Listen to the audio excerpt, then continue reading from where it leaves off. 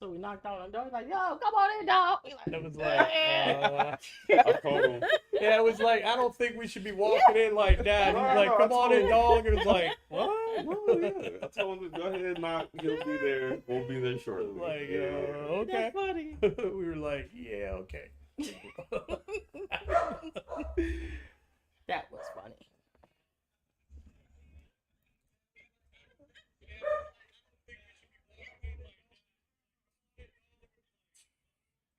Just making sure everybody mic working.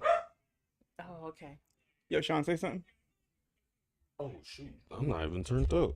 Put it halfway. Okay, I'm up now. That was the one thing. It feels so weird sitting in this chair. You want to sit on this side and I'll sit out of the way?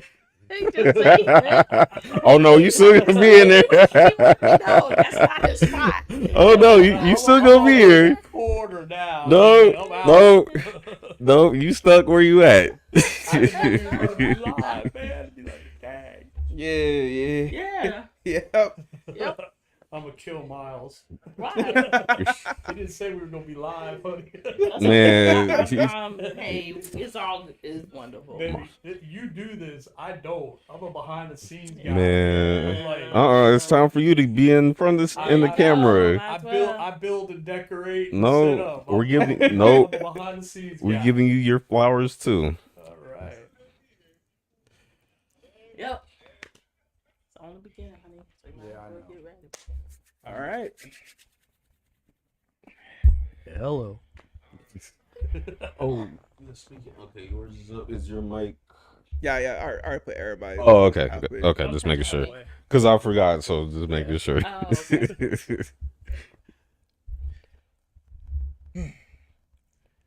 Well, hello, everybody. You know. Anyways, Wow, let me that's go how ahead. we You want me to started go out. start off? Come on now. You Yo, get on me. welcome Yeah, back thank to you. another episode. This is Come on. episode 31. 31? You already know. Yeah, episode 31. Oh, it was just like 20 something last week. I know it was. You see, it was like 28 last week. And then Wow, 20. that's It was 29 I last thought it was week. like 20. Yeah, 29 last week. Yeah, I know, right? It's Lord. crazy. That's really great. Two a week. Two We- a week. All right. It's crazy. We gotta have a 50th special. 50th. Yeah, I know we're Yeah, having Nice. We gotta have it yeah. like outside or Bring something. everybody back in for the 50th. Yeah, we gotta have like a little bonanza or something for the 50th. Yeah, we gotta do that. The gala. Ooh, man, that's crazy. Yo, what's up, Renee? Welcome to the chat room. Well, welcome to the project. You know, but yeah, we got our guest today. Well, you already know who I am. I'm Loyd. You already know Sean over there. And then we got our two guests. I'm gonna go ahead and introduce yourselves. Yes, I'm Opal LaCentra. I'm with Parent to Parent Connect. And this is my husband. Tony LaCentra. Hold on. So a lot of people always keep telling me I have a radio voice, but that was a good radio voice. Yeah. So after this, you need to buy this setup All right. and you need to start doing some nightly special. Come on. Doing some casting. So after this, Come on now. now you're gonna play a bigger role. Behind the scenes, man. Behind the scenes. That's fine too. Yeah. Still do this might work. All right. There you go. We can do that too. So tell us about your parent to parent. Okay. P2PC Inc. is Parent to Parent Connect. And what we do, we go out in the community and we look for specialized businesses, services that caters to the families in the special needs Mhm. and the artistic community. So, for an example, if a family come to us or a parent come to us and say, "Hey, I need a barber," we don't go out and get 20 barbers. We go and seek out a barber that specializes specifically for that parent's needs for that child. Because some of the children are sensory sensitive, and some of the businesses don't all cater to that family Mhm. or to that child or to that need. So that's what we do. We look for different businesses that will say yes, we'll partner with you to come on and join with us. And so we have that company or that service as a continual partner. And so when someone needs a barber, we say yes, So Barber Sean right. is the one to go to, and all the parents would know then this person, this barber specializes in taking care of. Barber Sean. I like that. You like that? Barber Sean. No, I really like that because so you go out and you look for specific people. You're not just grabbing like. So if I recommended somebody, but they don't fit the recommendations that you're looking for, That's correct. I like that. Yeah. I like All that. right. You just can't come in off the street and deal with someone with a special need. Mm-hmm. As Opal said, being touched a certain way might trigger something. Right. Lights might trigger something. Mm-hmm. They have to be geared towards knowing what the special needs community requires. Correct. It's not like just rolling up to the doctor and going, here I am, because it's not you or I. It's a child or an adult with a special need that looks at things totally different than we do. Right. Mm-hmm. So I like that. Yeah. Really, I like that for really real. good attention to detail. yeah. So because even in what I found by looking outside of what I did, mm-hmm. and I went to, because there's a lot of information out there. There's a lot of nonprofits. There's a lot of companies that deal with special needs kids. Mm-hmm. So when you go on their website or they give you a pamphlet, it has so many services to where it becomes overwhelming. Right. And so instead of having one or two lawyers that you specifically deal with, they have that list where it has 20. Right. And then you have to call around, and you're not really sure. Well, what I do, I go out and I literally meet with them face to face, and I talk with them about what services do you have, Mm-hmm. so I can find out if that fits what I'm doing and what I want to project with the family. Because when we started, it's all about the families. Right. They have resources out there, but it's also not as easily accessible to the families. And what happened is they get frustrated. They're already overwhelmed with what they're dealing with, at home or with the issues with the children, the challenges that they're facing. Right. They don't need to be overwhelmed when it comes to services. They need to be able to know, if my son needs a dentist, you know what? I know where to go because the dentist is going to take care, because the kind of sensitivity or the way to handle that child that not a normal, like my husband said, not a normal dentist could do. Correct. That. So, Correct. And basically what Opal did when she started the best way to describe it is Parent to Parent Connect is a go-between for the autistic or special needs community and the resources that are out there. So as a parent with a special needs child, you don't have to spend all that time looking. You can contact us and we can direct you to that specialized doctor or barber or what you might be looking for, so you don't have to spend, like she was saying, you've got all that on your plate dealing with a child or an adult. You don't need to go, oh my gosh, now what do I do? So parent to parent, this is what we do. We're the go-between between the parents and the community. And I really appreciate that. So, because it makes it a lot easier. You're really a call away, and they know that they're being taken care of really well. Yeah.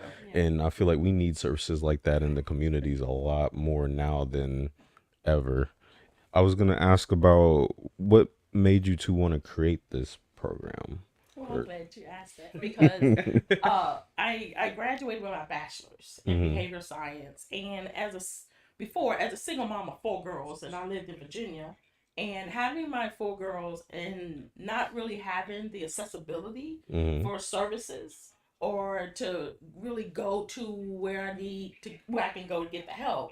I even raising them, I said, it got to be a better way for parents to receive the things they need. We don't have to keep searching through, a haystack just to get that little needle. Right. So in the process of that, I work. Can you bring the mic a little bit closer? You want me to sit up? This way. This is good. Okay. I'll actually move it a little bit closer for you. Okay. Okay. I won't mean. All right. Oh, okay, okay. So I started it. Oh man, was in 20. Oh man, Well, COVID hit. yeah, Way before COVID hit. COVID hit. Yeah, Oh, She yeah. was so I was already. actually at a school for autism and Mhm. special needs, oh, and okay. God laid it on her heart Yeah. to branch out and start a service for the special needs. So it was Finally, all something that you study for, you put Right. all that school into, Right. and you finally have a job. Yes. Finally. In that Yes, same field. yes. and And it was good. yeah, It was good because starting at the school, I was there to help them to be okay in the school in the classroom. Mhm. So I was kind of like a behavioral tech. You Oh, know, okay. so I had hands on. yeah. Literally hands on the with kids, and working not with like hands on, no. but I was active, interacting with the kids. And whenever the teacher needed to teach something, and I would say I would go in the classroom and I will be with Johnny. Right. So if Johnny, whenever he feels like it, jumps up and down and just holler, I'm the one there like, Bring it down. and then so the teacher could keep teaching. Right. It's kind of keep them chill in Yeah. classrooms.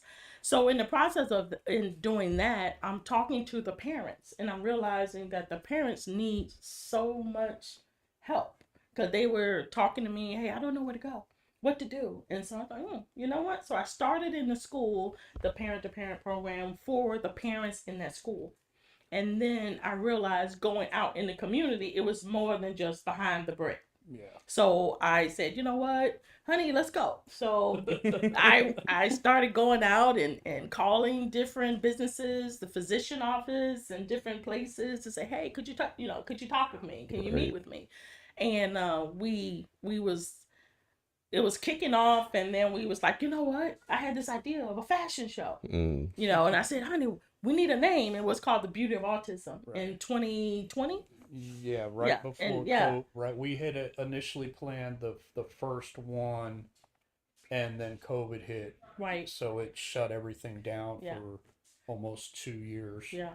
So I wasn't able to go back out and meet, different businesses. And so in that process of a planning for the fashion show, I've already had the vendors, I've already had the people ready. The models. Everything was in place already. We just kind of got set on the back burner. We didn't cancel anything. We were always just in touch. Just postponed it. Yeah, so I told my husband, I said, you know what? We're gonna use the kids and the parents and the special needs community as our models. Mm-hmm. And so last year, we were able to November of last year, November the 13th. Yeah, we had our first annual Beauty of Autism and fashion and art show. Oh, nice. Yeah, and all nice. the models were in the autistic community. Mm-hmm.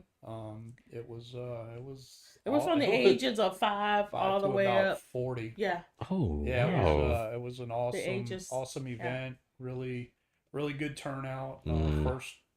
First annual. We're actually planning the second annual. Coming in October the 23rd. Oh, okay. So we've already got that planning in the stages. Where would that be located? That would be located at Space Coast Convention Center in Cocoa, Florida. Okay. All right. Yeah, it's going to be from 3 to 6. We're going to be offering VIP tickets. Oh, okay. VIP? VIP. Yeah. Well, if you table. need any photographers, Yeah. you got a couple right here. We might be. Y'all might be getting a phone call. Seriously. Miles, call your boy. What's up? Yeah, so it's really good. The models come from all over. We have a model. His name is Carlos, and he is an entrepreneur. He's 16 years old, he has his own business. Okay. Yeah. And he lives in Orlando. Yeah. He's actually coming from Orlando, so we're not just in Brevard Right. County. Right. We do have, not to say that we have resources in other counties, but we have connections in the other counties, and the people that have come on board with the fashion show and the art. a lot of the models created their own artwork also that was auctioned off at the fashion show, Mm-hmm. and Yeah. phenomenal. Just the artistic ability of these. Yeah, it blew it's our off the minds. chain. It was just like wow. Yeah, it blew our minds. So it was just an awesome event, and we're looking forward to the second one. It's a lot of the models that were in the first one are actually coming back and modeling again. Nice. The theme is the Great Gatsby, the Roaring 20s. Oh, So okay. it's gonna be interesting to see what they're gonna we're be. just gonna how they coming out. do that time era. Yeah. Everybody's gonna be dressed up in the 20s, and Mm-hmm. so they're all looking forward to it, and so are we. Yeah, We've and it's got a open lot to the going. public too. Yeah.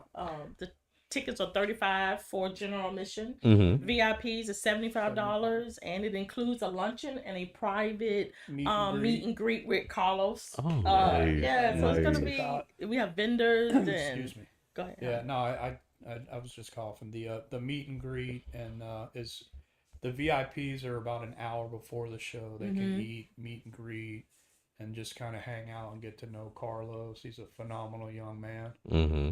Just point on, just a great young man. I have to ask the cliche question. Where do you see this taking off in the next 5 years? Where would you want to be? I would want to be during that time to have all the resources in doctors' offices Mm-hmm. in the medical field. So when there is a parent or a woman who's pregnant and she's been diagnosed, or the child's been diagnosed with whether it's learning disability, learning disorder, or autism, or Down syndrome, that they're not leaving the office empty-handed Mm-hmm. and leaving and wondering, oh my gosh, Where do well, I go? I was told my child is autistic, but Now I don't what? know what to do. Now I don't know what? where to go. Right. Yeah. So basically, you would just be on the like first, in a way, first responders as far as just those conditions. Like y'all want to be the first people that we reach out to.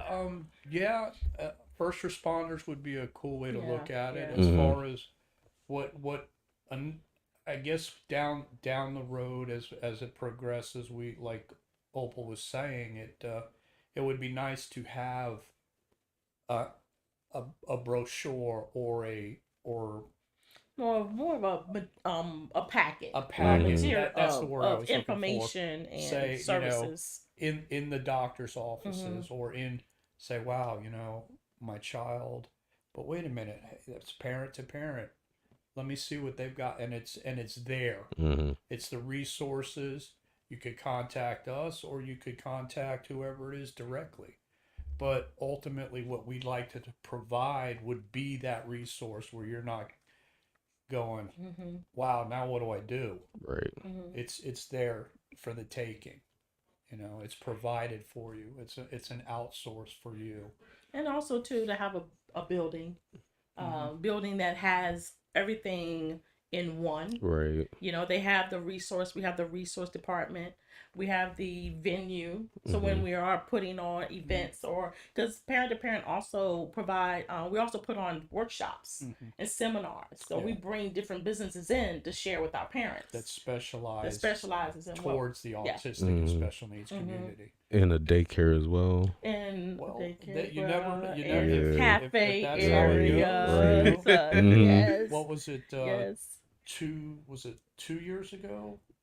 Valentine's.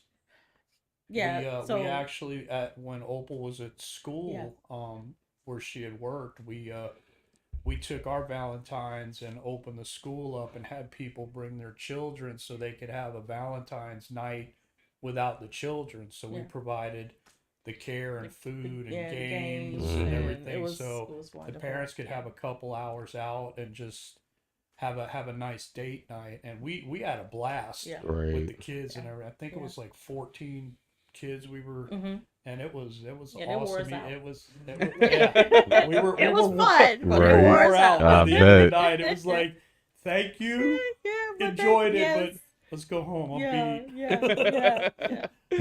Well, Yeah. We'll definitely follow up with you guys on Facebook. So whenever you guys have like any fundraiser, or if you plan on doing any fundraisers or basically anything, Yeah. we'll because I followed you on my own page, so I'll go Okay, ahead and awesome. share your stuff and put your Appreciate stuff that. Thank out you. there as well. Yeah. Just Yeah. just And so. if anybody in the who's watching is looking for the Facebook page, the link is in the Description. in the chat. I didn't put it in the description because Yeah. I would have had to restart it. Okay. But yeah, the link is in the chat. You just go ahead, copy, or just click on it. Yeah, you should be able to click on it, take you straight to it. And if anyone want to donate, I want was to be just a, about to ask. Support yeah, or- want to Mhm. yeah, donate or support or partner with us, you can call 407-408-4644. That's Parent to Parent Connect P2PC phone number. And we are a nonprofit. Yes. And we are tax deductible.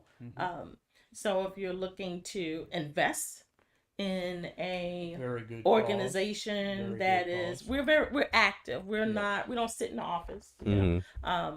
My office is mobile, but I have a brick and mortar. But I like getting out in the community and finding what we need. If it's cool with y'all fellas, I think we should invest. Honestly, because I'm just over here thinking, because I know a very good pastor of mine, and they love new projects such as this. I'm actually going to invite him because I know he's looking for something new to invest in. So I'm definitely going to take this, tell him about it, and with you giving me the number, I'm going to give it to him and have him get in touch with him. Hey, can you leave Okay. one brochure? Yeah, we sure, can leave sure, a sure. We bunch. Yeah. There you go. Yeah. Leave Yeah. 3 because I'm taking one. Yeah. So yeah. So that's good.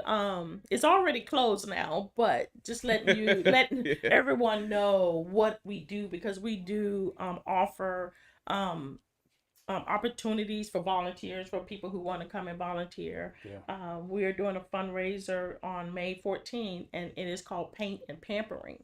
And what that is that we had opened up our church gym. And we reached out to the community as well as to the parents and the special needs community, and it's a free event. So what we doing is we have vendors that would come in with, like Mary Kay. She's coming in and she's doing hand massages and facials, and we have a massage therapist coming in to do chair massages. And it's all free. We're providing lunch, and it's just a day for parents to just come in and paint and relax. Women, not parents. Honey. Sorry, women. Women. I'm not gonna get my hands done, honey. I love you, but I'm not getting my hands done. Well, I know something. It's all right. I'm just saying. Right now, do it.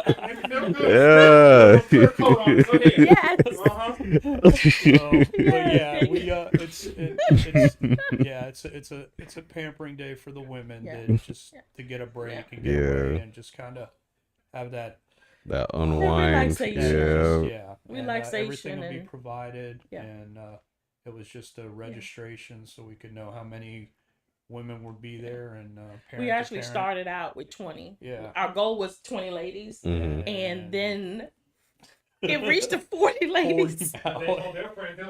Mhm. Yeah. Well, word of mouth travel Yeah. quick. So we had to close it. So it is closed. We had It to is stop it at closed. So we had to 40 stop it because at 40. It was Yeah, like it was. we just ran out of space. We'll get some extensions. Come up in there too. Yeah. Relax. Oh my I god. know, it's okay. He's real. And who is this? Oh my Don't be gosh. girl. Oh. It is. You know, the chair massages. It's good. My It's dog good. need one bad. I got my friend Joey Day. He's a massage therapist. I book with him all the time. I've been missed out last month. Trying to get him this month. Lord. They Them good. kids where you out now. Twofold. Oh god.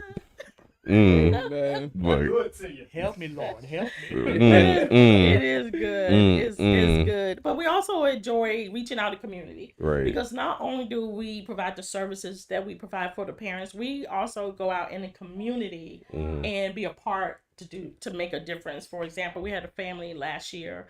I think it was last year, 2 years. Last year. who needed some help for their child for the family Christmas. Yeah. Mhm. You know, and our church donated, but we also parent to parent Yeah. also provided, so they didn't lack anything. Right. And that's where our resources. So in case people are like, what are you doing with the resources? It's always pouring back into It's Right. never. opinion. It's we receive and then And we just we give back. create That's an all. event, That's all we seminar, Nice. Yeah. something to give back, and we want the parents to be informed Mhm. as well. We don't want to just offer free things and then they just come and not Yeah. be, informed Yeah. about. As soon as you what's- say free, Yeah. Yeah, everybody shows up. Yup. It's, Yeah. like Opal was saying, that's where people that come on board and become partners or donate, that allows us to provide these services for people that might not be able to afford it. Right. And if you can donate, great. If you can't,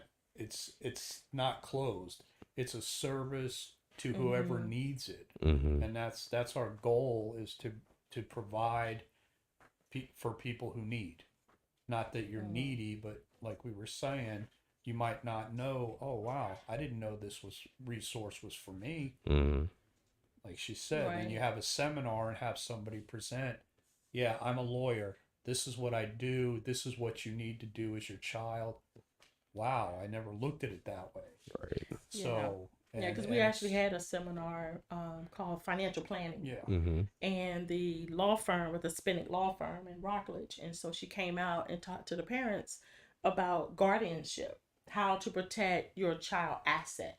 Mhm. And a lot of our parents in the special needs community, because they're dealing with so much stuff, they're not looking at beyond, not all of them, but most of them not looking at what would happen if something happened to me and Right. Billy is the only left alone, or I'm the only provider for Billy. Right. And they don't look at that. So that's why I come and I talk to the parents and say, you have to look beyond what you see, and knowing that, hey, what if something do happen to you? Make like how a do you know what Mhm. happened to Billy? Especially if there's not another family member that want to take on that responsibility. Right. Then Billy is left being awarded in the a state.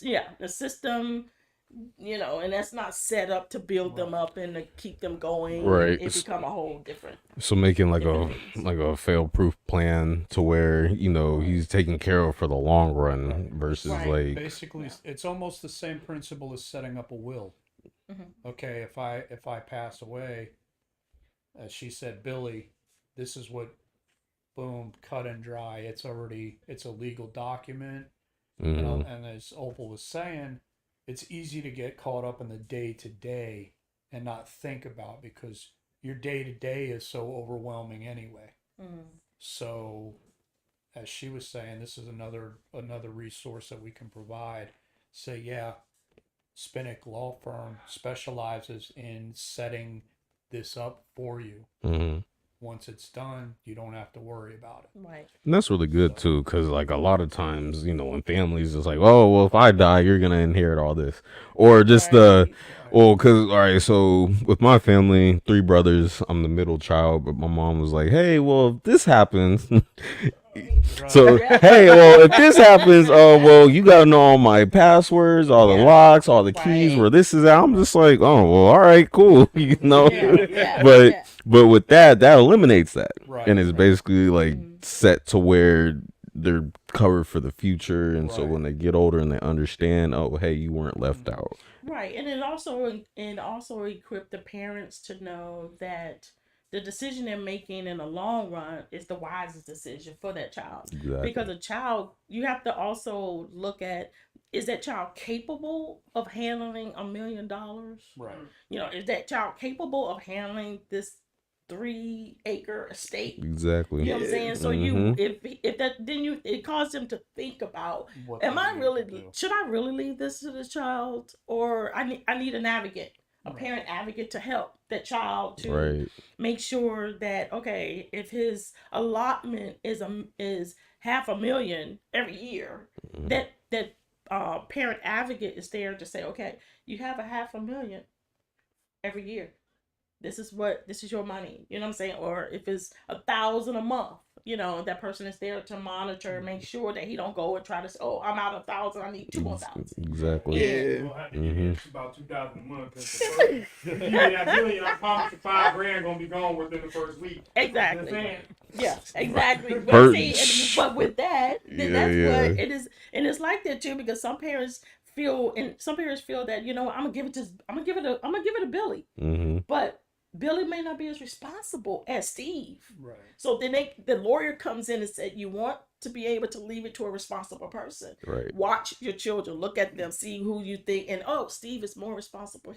But Steve will work with Billy, and Steve will help Billy. So I'm gonna leave it to Steve, and Steve will take care of Billy. And then everything is set up in the will, estate planning, or all the things that is needed. Able accounts, different accounts for special needs kids or the families that they don't really know that is out there. It's a, you know, quiet, secret, kept thing. So many resources financially, and so many resources and services that is free, but the families don't know, and it's not easily given to them. Right. You know, so that's what we do. Kind of we try to bring light bridging to the gap. Say, hey, as you said, bridging the gap. That's kind of our motto, bridging the gap. So that's really good. It's been an awesome adventure so far. I appreciate that. Thank you for what y'all are doing, for real. Thank you for having us. Of course. It's awesome. Y'all boys got any questions? Definitely. I don't have a question about the state. Yeah. The next few months, you guys come back, give us an update on how everything's going. That'll be, we'll do that, definitely. Actually, I was thinking about that. I just forgot. It just fell out my head. But I felt the energy. I felt it. no, It's wavelengths right I was for real thinking that too. Yeah. You was at the right spot. I was just out of my You yeah. missed out on this. Yep. I kept the seat warm. There you go.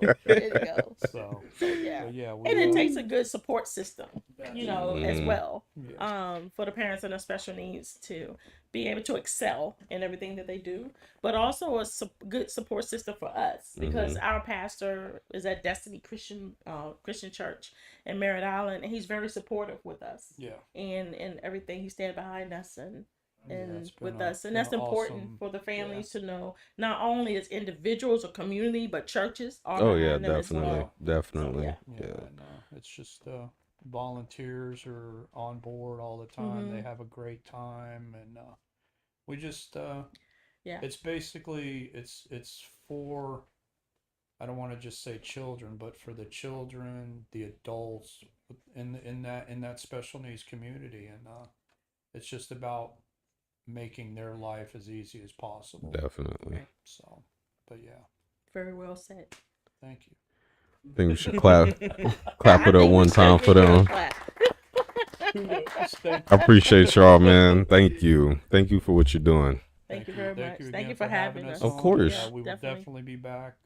I'll reach out whenever you want to reach out. Oh yeah, I will. I'll reach out to Miles and have y'all back on. So we do this again, of course. And if anyone want to, they have a suggestion or a comment, you can send it to my email as well. It's parentconnects with the S @gmail.com. Got you in the chat too. So for those who want to refer back to that.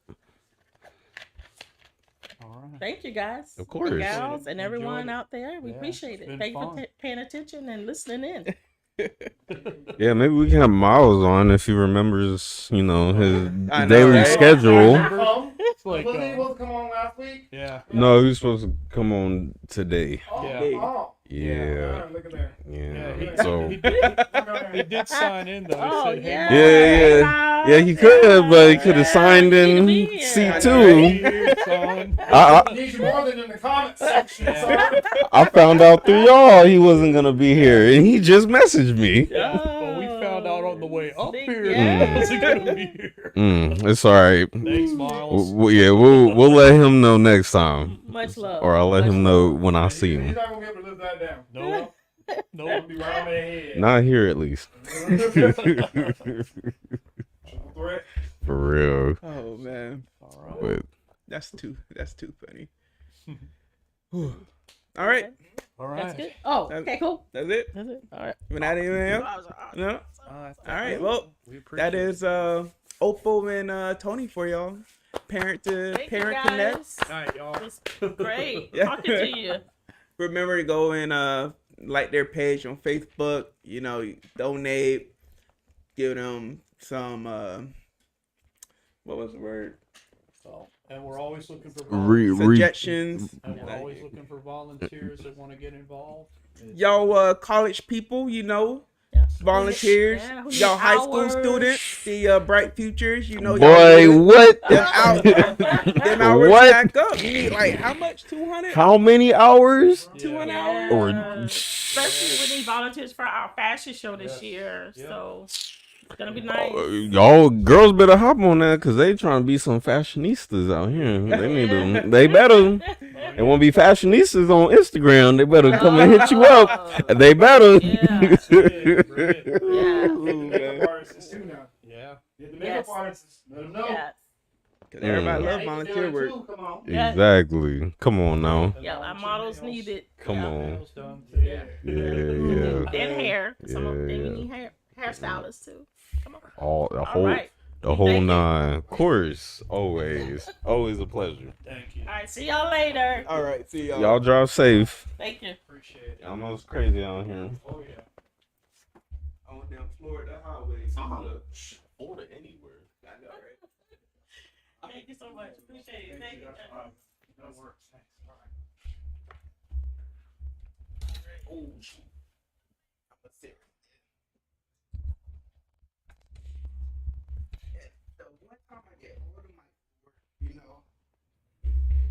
Yeah, bro, you did get the seat warm. Could I get a charger box, please, sir? Look in there. Quick intermission.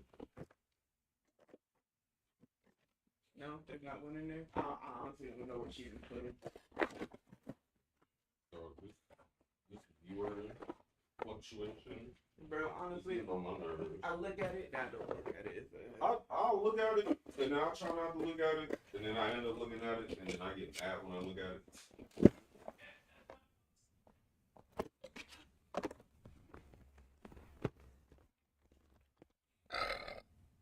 Excuse me. How you doing, bro? I have my ups and downs, but you know what? Life is good. Sheesh, I'm right there with you. Life is good. I'll tell you what I was about to say later. Alright, I got hope for you. Yeah, wait for, I can't sit till you sit. Hold on. I hit real quick. Actually, move the tape. Yo, what's the time on that? 3 minutes? You got 43. 43?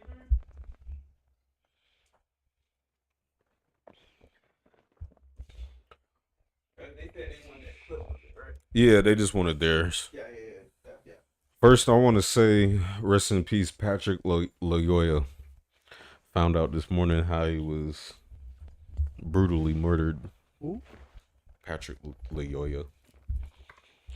Michigan man was gunned down by police. Ooh. Shot in the head while he was arrested. Black man? Yep. Another one. Yeah, of course. I was honestly going to bring something up about cops too. What was it? Oh, did y'all see that the 2 unprofessional videos of police officers? The one female cop. I meant to have the clips up and ready, but I forgot. I was trying to get their stuff ready. Yeah, no. The female, the white female officer who was laughing and making jokes of a elderly woman who was in the bathroom, Mm-hmm. and she was just like, bro, it was just so I was so pissed. Like I usually I won't say I'm blue sided. I'm like in the middle. You know, I'm dark blue. I'm dark blue. Mm-hmm. But like she made me so mad I was like, is this really how y'all treat people for? Like it is. Like I know it is, but like you on video and everything. Like she's over here cracking up and everything. Like she was ready to taste it. Like don't make me come in there and taste you cracking up laughing about it. I'm like, oh, because I'm telling you, if it was me, I would have shot through the door. It would have been. She would have got shot. Would have been looking like a whole warfare scene. I'm telling you, I'm not even kidding about it because first off, I believe in self defense. So if I feel myself in danger from a cop, they going to get shot. I ain't playing around with that. I don't even care about it. And then there was the other white officer, right? Oh, but you're supposed to conform. Oh yeah. No, hell nah. I ain't doing that. You're supposed to conform. That's why you got shot and you died because you didn't listen to the officer. For what? When I'm right. When I know I'm right. No, because you're not the law. If you're not the law, you wrong. I'm not the law. I hate that part. I really do. And bro, and she didn't even get fired. Oh, of course No, not. they never let them Fired. go. They Dog. never let them go. That's what happened. Real quick, that's what happened to the police officer. He killed him. He shot him in the back of the head while he was cuffed. He's on paid leave, and they're gonna do some investigation on what they're gonna do with his So we employment. killing people execution style First and off- not getting punished for it. No, Okay, yeah. Okay. You know Yep. what's crazy? You know that's like it's literally written in law. That's jail time. If you have somebody cuffed and you shoot them still, that's jail time. Instantly. It's literally written. It's written. It's literally written down because I went through the course. They literally told me if I handcuff somebody and I still beat down on them, jail time. Oh yeah, me, you right. If you black, you wrong. Yep. You're right. But I was gonna say that's if those officers are even following those policies. It doesn't matter. No, It's law. It is literally United States law. bro. But still, you got officers that are pulling motherfuckers over just cause. And it's wild too. Just It's wild. cause half the shit they saying when they pull them over don't even make a lick of sense. No type of sense whatsoever. Well, you was accelerating all the way back there, and I'm like, buddy, by the time you caught me, I was already gone. That's what they do. They'll catch you doing something, and then like after about 5 or 10 minutes have passed, where this what you just did shouldn't even matter anymore. Right. Then they try to pull you over for it. Telling you, because like I said, there was one time I was coming home from work. This is one time I first started driving the car. Yeah. And I was speeding home. I was having a little fun. The cop followed me all the way to my house. Luckily that day, I went down the second road, not the first road. So I seen him following me. At first, I didn't acknowledge it. It took me until I turned to that last road to figure out that I had this black SUV sitting here following me. And I'm just like, the freak? I didn't get out the car, so I just parked the car and I just sat there. So it's like he just knows, for all he knows, I just parked there. Right. He didn't see me get out the car. He didn't see me go inside my house, nothing like that. But I just parked there. Because like you gonna pull me over, if you gonna try to test something, you're not gonna know exactly which house I'm walking into. Exactly. You just know I'm riding in this car. Right. Yes, sir. So I mean, well, yeah, of course, you know, if you run a tag, you get the address. But still, at the same day, he don't know that I live there. But I'm sure it was a ways away that he was following you from point A from Yep. when the moment where he decided to catch you till when you got home. Yep. And it's crazy because I get followed all the time. It's wild because I would back up, I would leave, and the police always be like on the other side of the street, right? Bro, the moment I turn, instant. I'm like, come on. Cop, bro. I swear cops will go out their way to follow you. Mm-hmm. Oh yeah. Out their way. And Yeah. sometimes I'll just duck off. Like, it rarely happens to me, but for the times that it do, I'll just duck off. I'll go into like a gas station Yep. or Pull right over and get right out the car and go right in somewhere public. Yes, or sir. you know What you gonna do now, cop? right Not or kill like me. Right. Not kill I me. just go park, sit, just watch them, Man, you and know- then when they go out, I don't even get out the car. I just park, like act like I'm pulling off. You gonna see me pull over on the side of the road and hop out and smoke a black. You know what I'm saying? They can't do Shoot. nothing. Well, what at are you that point. doing, sir? Why did you pull over? Because I needed to smoke and I was smoking my car. I'm like, why are you following me? Why? You know Why what is I'm this? Why does this concern you, Right. officer? I know, right? Is your body camera on? No. Well, why I need you to turn it on? Where's your supervisor? Call your supervisor out But here. what- but why what- do you need my supervisor? 911. Right, but why is Why you gotta it? start doing And all that's this? crazy too because the new policy is they gotta have their if they stop somebody and if they stop somebody they gotta instantly turn their body camera. But they don't even follow their own policies. I know. Do y'all think they pull over certain types of cars? Oh yes, Yeah. we in Titusville. Um, Nissan Altima is number 1 on the list. Just saying. Shit, no wonder why I haven't got pulled over. Bro. Honda Civics don't get pulled over a lot, but your tent will get you pulled Yeah, over. tinted cars, old looking tinted cars. The Cars prices with for black these people. I'm sorry. I'm in a little purple thing. They ain't pulling me over. the prices for these tents, I'm not getting 10 anytime soon. So It's about But- 300 and up. shit, But- I'll do that shit myself. But I in don't that know how, second but I will. Fuck it, my Man, for fault. a whole bunch of air bubbles, rips, and everything in this Hey, tent. for real. Custom made shit. I'm gonna Alright, get a new now. tent on that one too, and for the put system. I need 10 on the Jeep, yeah. I mean, If I didn't have to get someone to vacuum, I probably would have got it. I mean, But, but Austin- my fault. Yeah. But the second video though, the second video, I was a little bit more happy, you know, because he did get fired, right? But what happened was it was a veteran, right? They got called in for a welfare check, right? Cool, you know, it's supposed to be an easy welfare check. You know how they did with us. They knocked on the door. They're like, "Hey, what's going on?" We told them, you know, it's supposed to be like that, right? Cool, easy, simple. Nah, white cop. It was a male cop and a female cop. I don't know if she was white, but the male cop was white, right? Dude instantly came up and he was like, "Was that your girlfriend or your baby mama who answered the door?" Off rip, it was rude because it was his wife, right? It was his wife. Like first off, I could understand you said girlfriend, cool, but you had to add baby mama in it. Like, see, that would have changed the tide for me because I'm like, excuse me, why Right. does that information matter? He did. He was pissed. He was already pissed off rip. Oh, because black people don't get married, so we only have baby mamas and girlfriends because a bunch of broken homes and shit. Yeah. I'm saying, I'm already And getting then- pissed off by this story, but go ahead. But I want to pull up the video. I don't want to got the video right now. Man, But the dude was pissed. They got into an argument, everything like that. You know, honestly, yo, do I even have it? Hold on. Now I gotta look. cause that shit. Look, I didn't even watch the video of the dude getting shot in the back of the head.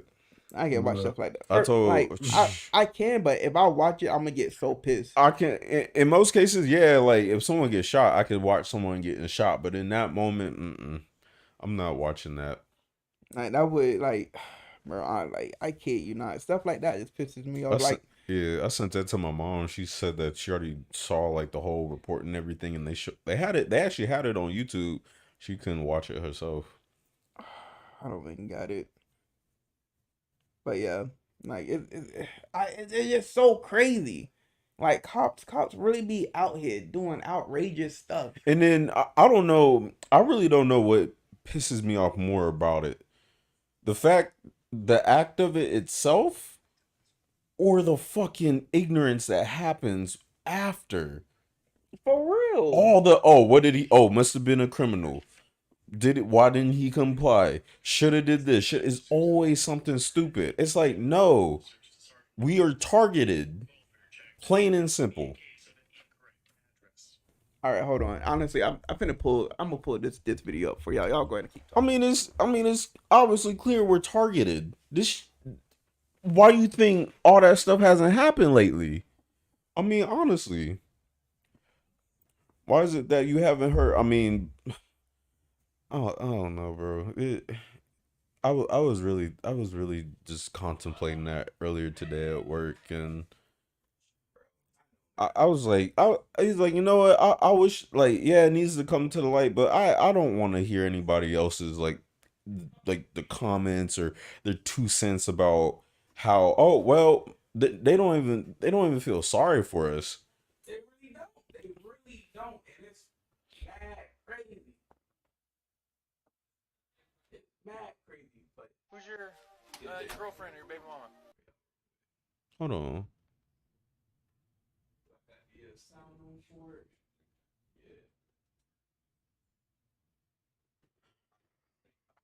Who's your girlfriend or your baby mama? I got me here. The lady we just saw. The lady right here. See. First of all, that's my wife. Okay. Dispatch at the Suisun Police Department sent 2 uniformed officers to Sergeant Hawkins' home for a welfare check that turned out to be a case of an incorrect address. Y'all violating my rights right now. Actually, we're not, dude. Which right? Which civil right are we violating? Why are you raising your We're voice? not. We're trying to check I'm on the gonna talk kid. to you. First of all, you came to my house and say, is that my girlfriend or my baby mama? That's my wife. So that's disrespectful starting off. All right, sir. Now I can raise my voice, right? No, you can eat a dick. What's his problem? What? I need y'all to I'm sorry. Officer Marler now shuts off his body cam, while Officer Konema hangs back to attempt damage control. Are your children okay? Okay. Do they look okay, guy? I thought y'all did 9 years in the military. Let's say Sergeant Hawkins. Okay, wait. You told me to eat it. So Okay, give me a second. me to eat it. Please. After I served you for 9 years, you how about you get the off my property? I don't give a you are probably a piece of Officer Marler now leaves and waits in his cruiser. You're doing fine. But that guy, I don't know what the side of the bed he woke up on. Okay, I understand, but You don't come to somebody's house and disrespect them Don't like tell me that. you understand when you really I don't don't. know what the hell y'all talking about. That's why I had Put to yourself send in away. my shoes. Both officers leave, but return about 5 minutes later. do you mind if we speak to you for 1 minute? What? We would like to. I'd have talked right through the door. I'd like to apologize for getting upset with you earlier. You don't want to lose your job? Can you open the door? No. Okay. All right. I'm not going to get into my own personal things, but I had some personal things going on that I let get the best of me, and I do apologize for that. I shouldn't have raised my voice. Are with you we like that. fucking serious? Get it best of me. You a cop. So you don't want to lose your job is why you're here. Okay. So you like your job? I do love my job. The chief made a public apology to the community and released Officer Marler. Who's your, This is what we got defending. What? I have some personal things on. I don't give a damn, nigga. You signed up for your job. You knew what the hell you gotta go through. You don't put your personal life on the line like that. You doing this crap daily. This is who we got on the front lines. Man. This is honestly, this is who we got on the front lines. It was crazy, bro. Buddy was out of pocket. Female cop, cool, but the wrong thing she said was, I understand what you're going through. You really don't. No, you don't. The best thing she could have said was, I'm tracking, I'm tracking. We can handle this later at the precinct. You can file a report, stuff like that. Cool. Because if y'all don't know, filing a report, you're supposed to file with their investigating group, not at the precinct. Well, not with officer themselves. You're supposed to be like, hey, I want to talk to y'all internal affairs, right? And you're supposed to file a report with them, and not with officer that's there. Because they get, yeah, you know how it goes. But yeah, it was crazy though. It was crazy. Told him to eat a dick. What if a cop told you that? What if a cop told you that? I'd have walked my ass right back inside. Oh. You want to know why? It's a because you gonna tell me eat a lose-lose. dick, I'ma snap on you. Bro, I already know once I snap on you, y'all gonna try to put some bullshit. So I'd have happily turned myself It's- back around, and like he said, he was talking to him through the door. I'd have been talking to him through the door. It's a Cause what you gonna do? Break down my door because I said some shit you don't like? Dog, it's a lose-lose because you just gonna die or you gonna die. And the thing is, it was the wrong address too. They was at the wrong house. And they didn't. And this is who we got patrolling the fucking streets, and they go through all that training for what? And that's what we get. And it's wild. It's wild because literally when I went through training, they literally told me you gotta separate personal life with work life. Because you can't have none of that personal stuff going out there with you into the field. Now, the only time that should be okay, justified, is if I'm getting a call and Buddy's wailing on his wife. Oh yeah. And she's defenseless. Cool, I'm body slamming his ass. For sure. Anything like that. Dude got a gun and we going to get him. What? That's what I'm saying. That same shit that we just watched, that's what the other dude's about to get. Real So shit. real. Dog, if we was all on the call and we all got that same call, boy, what? First off, it was wild anyways. Because the female cop should have instantly stopped him. The white cop. And should have told him, hey, look, you need to calm down. Just go ahead and sit in the cruiser. Look, Look, all I'm saying is, if we had don't let none of us pull up in a cruiser like they got, unless somebody got a gun who was killing all that shit. Nah. And yeah, you is right. Every job is like that. Every job you should separate your personal life with work life. It's literally a clear line. There ain't no gray line in that. Ain't no gray line. But hey, I'm blown. I ain't got nothing to say. And coming for me, it always hits me a little different because when I was younger, I wanted to be a cop. Same. And then to see how the cop is now, it makes me so glad I never joined the force. Because I couldn't back somebody up like that. And that's why I wish my grandfather was still here, because he was a cop for oh so long. And when all this shit started happening, he was long gone. I'm like, damn. He was my only person I could go to for insight with shit like this, and I could understand how he felt. Hey. Now I'm at the age where we could have had a mature conversation. Right. I could have got his opinion, and he would have understood mine. Yeah. Even though he was still from what, like the 60s, 70s still. That was funny though. You don't want to lose your job. That's cool. It's cool that your grandfather was a cop, because my aunt was actually the first black female co-op in Orange County. See, Betty Smith. Oh, Betty Smith. Betty Smith. Yes, her. Loyd. Betty Smith. I would try to get her out here to talk about it, but she on the disabled side now. Yeah. She ain't gonna drive way out here about it. She's living on Orlando. She ain't gonna drive all the way. Yeah. Maybe if we get the mobile cast going, we'll do something. But I was looking into it earlier too about the mobile cast. But so your boy had the Hibachi truck yesterday for the first time. Down here? Yeah. Hibachi. I say Hibachi. We gonna say Hibachi. Hibachi. Don't correct. I know it's Hibachi, but I like saying Hibachi. I was more concerned with everybody who's gonna jump on you. I don't give a damn what they Okay, just making sure shit. Thank you. It really is. It really is. It's such a cool experience. Every time I go over her house, I talk about it with her, and I always read the old newspapers and everything they have up about her. I always read the articles over again, even if it's just that interesting to me. Reading a newspaper now is like weird as shit, man. Because when my folks used to get the newspaper, and every column where shit was sports column, right, news column, all that shit. So the newspaper is legit though. It do tell the truth. Ain't no bullshit. You don't see it's not no BS. It's not like CNN and Fox News and what else news? Goddamn. Straight off Channel press. 13 or News 13, whatever. Channel 8 News. Yeah. Ain't none of that where they is talking to you for entertainment. Well, for views. More so manipulation. More facts. Yeah. It's more manipulation. More just trying to stir the narrative. You know what's crazy about newspapers? It's so much stuff in newspapers. Like you can find a job in a newspaper. You got word searches in newspapers. You got events in newspapers. You got the news in a newspaper. Didn't they do like some week? It wasn't like a weekly award, but it was always like some like weekly spotlight of like a good deed or something. I think I feel like they had that. They got like they have the Good Samaritan spots. They also show you who got married that month or week that month. Yeah, in that month they show you who died in that month too.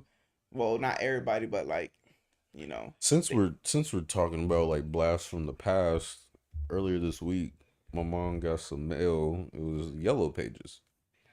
Boy, you remember when them Yellow Pages was like a goddamn dictionary? Is it not like that no more?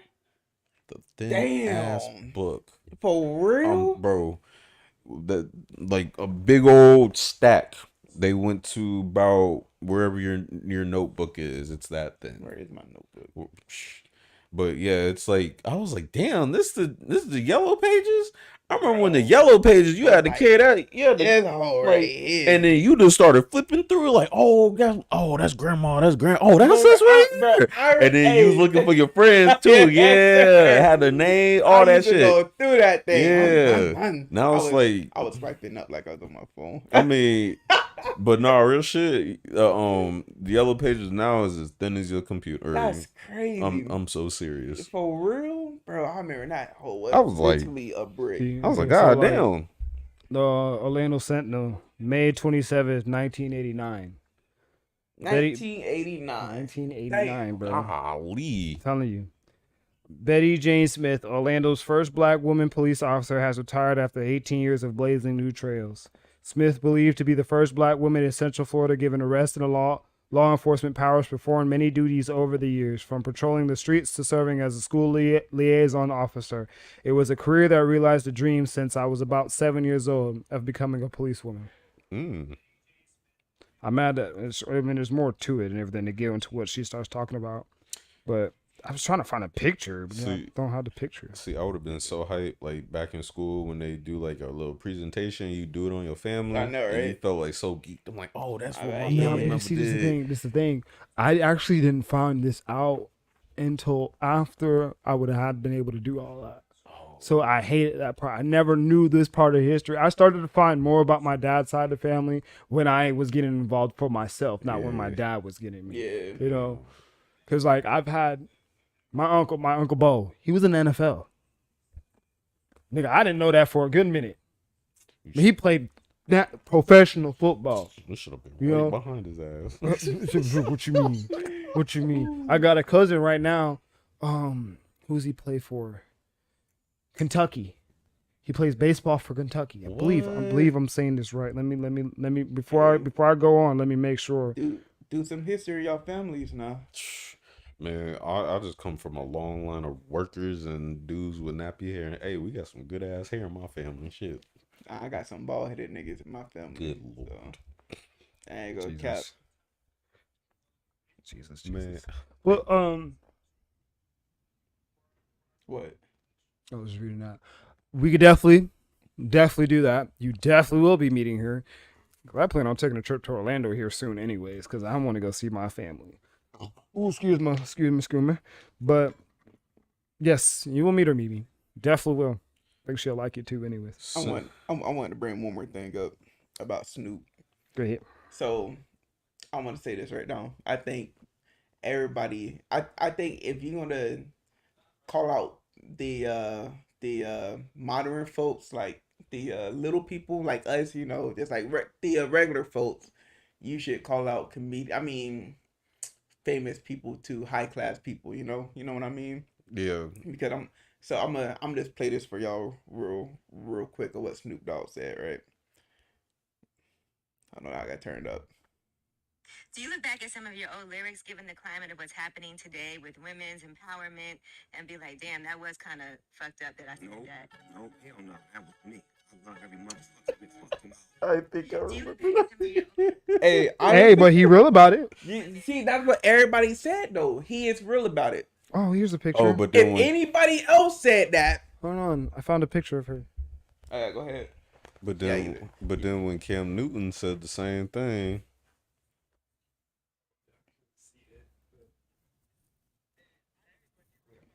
Oh, okay. For the most part, Yeah. But yeah, if anybody else said that, if anybody said F those hoes,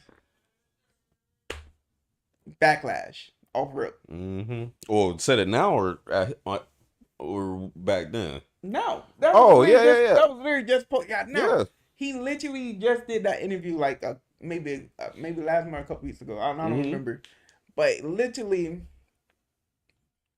they act is like, do you, whatever, you know what it said. I can't remember what the question was about women's empowerment, whatever, right? Yeah. And like I say that all the time. I say, I don't care. Mm-hmm. And niggas get pissed. They get mad. I'm like, okay, cool. But the moment Snoop says it, at least he's real about it. Well, one OG right here. She also has for my car people, she also has a 1986 Monte Carlo SS. Okay, let me check that out. Still in mint condition. Like, she still drives it to this day. Damn, that whole clean for real. Damn, I wish should have had some drag tires on that hole. Yes, sir. Give me phone. Hey, should have had some nice drag. Always want to fuck up a good thing. I'm just saying some nice slit tires on that thing. Yeah. Ooh, man, I could feel that thing. Would have been cruising. Ooh, all right. Anyways, but yeah, for real though. For real. I was gonna say because of his stature And that goes to show that people pick favorites when it comes to. And the thing is, it shouldn't matter. It shouldn't matter. Well, because it's society and the times that we live in. It shouldn't matter how high in society you are. You should be still held to the same standards. You shouldn't be like, oh. Nope. And actually, it's funny. It's Snoop though. I'm tired of talking. Hey, you need to go to get that thing. I was trying to get my dad Firebird. And, I'm still trying to get it. Oh, I'm sorry. I didn't show you, Sean. That's her truck. I'm trying to get that joker right there. God damn, that's been. She got a 15 in the back. She be bumping that gospel music, boy. God damn. Oh, gee. Disabled lady bumping. For real. Don't know you. That's the Monte Carlo. Boy, what?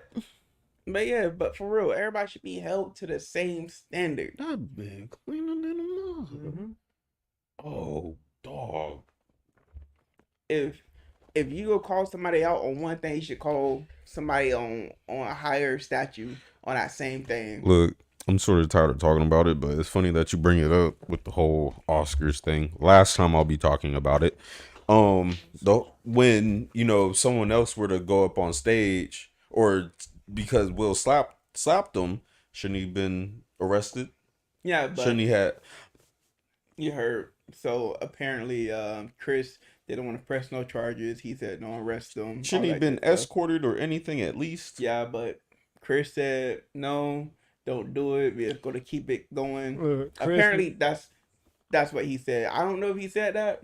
Chris knew this man was going through something, so he just was trying not to make the situation worse. Yeah, I respect that. I do. I was just gonna say, even A-list celebrities get treated differently. But he did get banned for 10 years, so that ain't shit. That ain't shit. It ain't nothing, but still, at least they gave him a ban. At least he got something. I'll slap on the wrist. You don't have a wristband? Well, he can't get in for the free. The thing is, either way, if he would have got arrested, cool. He would have got put back in the system. He rolled his fingerprints, maybe held in for 24 hours. That man would have been out in 3 hours. Yeah, he would have been out in 3 hours. You're Will Smith? What are you doing in here? They were like, no, we can't bring this man in. No, send him out. He would have been in a special little room by sitting in the corner watching television. And be like, no, you stay up here with us, man. You about to get out. I know. Hey, for real, they would have been. Nah, he would have been in the sheriff's office chilling. Like, yeah, man, you want me to sign something for you? Like, yeah, what you really do? What you really do? Man, you slap some. Man, get your ass out of here. You slap Chris. I don't man, like Chris get the fuck. anyways, man, they really sent you here? Really? Bro, I didn't even like everybody hate Chris. I mean, like, come on, bro. They really got you in here for that. Oh, he said I didn't even like it. Get your ass out of here. For real. And then, but the thing is, he would have been in. Chris would have filed no charges, and it would have been it's pointless, really. Man, look. So y'all heard it here first, because Conscious and we were actually talking about this idea last year. I think I'll finally take it up in making an ebook.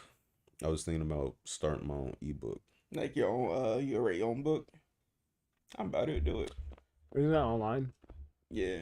So my first book, I was thinking about it at work, but once I actually sit down and think about it more, I was thinking about trying to make like the 8 essential tips or advice for men, and trying to weather the storm with, basically what we talk about, how we're disposable, how a lot of us don't want to get married because how the system fucks us up, and then dating. I wanted to talk about confidence. I wanted to talk about, those who haven't had the greatest terms of luck growing up. And by me saying that, this actually leads into my question that I found earlier today. What is the biggest thing holding back men today? And it gives 5 choices. My dick could be slowing me down, man. For fuck's sake. Now go ahead. Wait. It's your pee-pee. Oh yeah, my pee-pee be slowing me down. My balls be dragging though. Y'all see that though? And I'm sorry. Go I'm ahead. sorry. Go Because ahead. I'm also gonna add this because you notice this man done drew on his face, right? No, my uncle needed to test something out, so I let him. I'm his canvas. I was trying not to say something the whole time while Miles was here, but I was gonna say I was just gonna let it slide because I figured I'm his why? canvas. This is material. Yeah. I mean, I don't know. I This thought it is was different. I material. thought it was different. I was like, oh, okay, Get on this cool. man's head before I get on yours. No, go Get on this ahead. man. Go ahead. He wanted to use his new tool, his new toy. So, as I get my ball cutter edge up like every week now, and so he wanted to use it. I was like, yeah, go ahead, man. Yeah, that's cool. He That's cuts cool. more skin off his head. So out of the five, it's a lack of information, a lack of application, a lack of communication, a lack of guidance, and a lack of motivation. Out of these five, I picked a lack of motivation because a lot of times we don't have an outlet to get us going.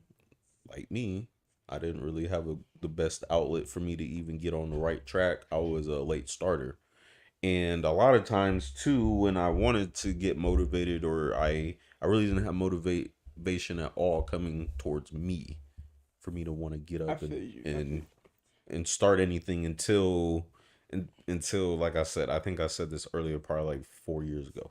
So I want to say the lack of motivation, even though that's right. I would say because it will fall back to the lack of guidance, right? Mm-hmm. Because you could be motivated all you want to, right? You can be motivated all you want to, but if you don't know how to get to where you want to get to, you'll be stuck. So to me, it's a lack of guidance because you need somebody to at least show you how to get there, or you need something like the internet, books, whatever, to like show you what you need to do. And I agree with that because honestly, it starts at home. Where else are you gonna? Honestly, it really does. It starts at home. Where else would you get the guidance or the know-how to even start somewhere? I was literally about to say that. I was literally about to say, because if your partner is not there supporting you, now I'm going to classify when I say supporting you, because there's supporting you and there's motivating you. You can get the support, but you don't feel the motivation. Mm-hmm. I don't care. I got the support from somebody, but I didn't feel the motivation from that person. Now, I got the support and I feel the motivation. So it gets me up to do it. When that person's actively being on, like for me, TikTok, she's actively commenting on my stuff. She's sharing my stuff. She's telling me, babe, I like it when you dance. Ooh, show me your drafts. Doing this, like, it makes me want to do it more to show you that see the smile on your face. And then that creates an energy field that when you start putting that out there, like I started sharing it to Facebook. Then I started getting feedback from Facebook. Like I'm texting one of my old friends right now. He was like, damn, bro, you still kicking it like you was doing it in elementary school. I'm surprised you're not sponsored or something right now. I was like, bro, it's just because I haven't reached that level yet, but I'm going to be there, and it's just like the small things that the people actually do. Mm-hmm. Helps the people the most. It's not always about you going out and buying that product or showing off that product, but know that you're coming inside my DM, seeing what I'm doing and telling me to keep going. Hey, guess what? I know I made an impact on somebody's life. Dog, especially when it comes to hobbies too. Oh my god. Because like I have this lady that I used to work with, and I didn't work with. Sam used to work with, and she was just a sweet old lady, and she currently has cancer now. So I was been posting my TikToks and everything. And she messaged me one day. She's like, Didi, I'm really happy that you're dancing and living it up and just being full of energy. Cause I go on Facebook every day and I look forward to watching your videos because I'm sitting here in a fucking hospital room having cancer and I'm just down. But your videos give me life. I told her, thank you for letting me know that. That really hits home for me. And I started to tear up. I'm not going to front. It made me cry a little bit because it's just like, something so small that I'm doing to bring happiness to myself and to spread joy is actually doing that. Mm-hmm. I'm sorry. Get into it. I had to get. No, you good. Don't I felt that one in my chest. You good. Boy. Don't apologize. Yeah, because that's real authentic. Yeah, for real. Oh, shit, I was gonna say, where the hell is my water? I done dropped my Gatorade already. I had a big one in the car. I forgot to bring it inside and put it in the fridge, But yeah. But yeah, it does start at home, and then when you step outside the door, it starts with your friends. Exactly. Because if you don't have the right circle to get up and start doing stuff with, like when we were sitting there when you was doing that interview, and I told the girl, look, you can't just sit there and think you can't do something, then you're gonna believe you can't do it. You beat me to the punch too, because I was going to say that too. I was like, oh, okay, he got it. Like, yeah. I mean, I'll let you take over on that part because it was your interview, and I did kind of step on your feet a little bit, but you know, when I feel the words, I start saying it. You know, that's one thing I've been trying to do this year, honesty. When I feel something, I try to speak it, and she needed to hear that. She was like, what was it? She wanted to do modeling or something. What was it? Fitness model, yes. I mean, Instagram fitness model. And she was like, well, I don't look good in pictures and this, and I was like, well, you just need someone that's going to challenge you and show you that you do. And I told her I'm up for that challenge because I love when someone tells me, oh, I don't look good taking pictures. Staying right there, hit that, whoop, look at that. Oh my God, yeah, you didn't believe in yourself. You didn't believe in yourself. It starts with you, starts going home, then it goes when you step out the door. Once you get those levels going, especially when you get it going in yourself, nobody can stop you. So to answer the question, so both like Both guidance ways. and Yeah. motivation. Yeah. Okay. Yeah. I agree. Yeah, because I feel like sometimes we get quiet after a question. I don't like that. No, That's why I try to keep going. No. I was looking. And then I kind of want to hit on what Emily said. She said the lack of guidance is a good one too, and it's actually a great one because we have so many people that will start doing something, and then see somebody else that started the exact same way they did, was low like they were, but won't go help them out and like, hey, this is what I did that helped me, and I stuck. They'll just tell you about their success. Tell me about how you failed. Mm-hmm. Because maybe I done failed the same way you just failed, and maybe I need to do something that you did that's going to help me get better. Come on now. Shoot. Go ahead. No, go ahead. Well, I was going to say because I was watching this show the other day, Records of Ragnarok. This dude, he lost every single one of his fights, every single one while he was alive. And they brought him back to fight a guy, right? He lost every single one, but because he lost every single one, he knew what not to do, and he was able to tell everybody else, you know, this is what. Well, he was able to show everybody else what not to do, of how not to fight or what you shouldn't do when you're fighting, you know. And he still lost the fight. Yep. But hey, he lasted longer than most. That's true. That's true. Like when I started my photography. For people who don't know, I'm self-taught. No one has taught me anything. Even the people that I wanted to go work with, they gave me little small points and tips, but they really didn't give me anything that shifted my tide. So everything I've learned, everything you see, my work and everything, I taught myself.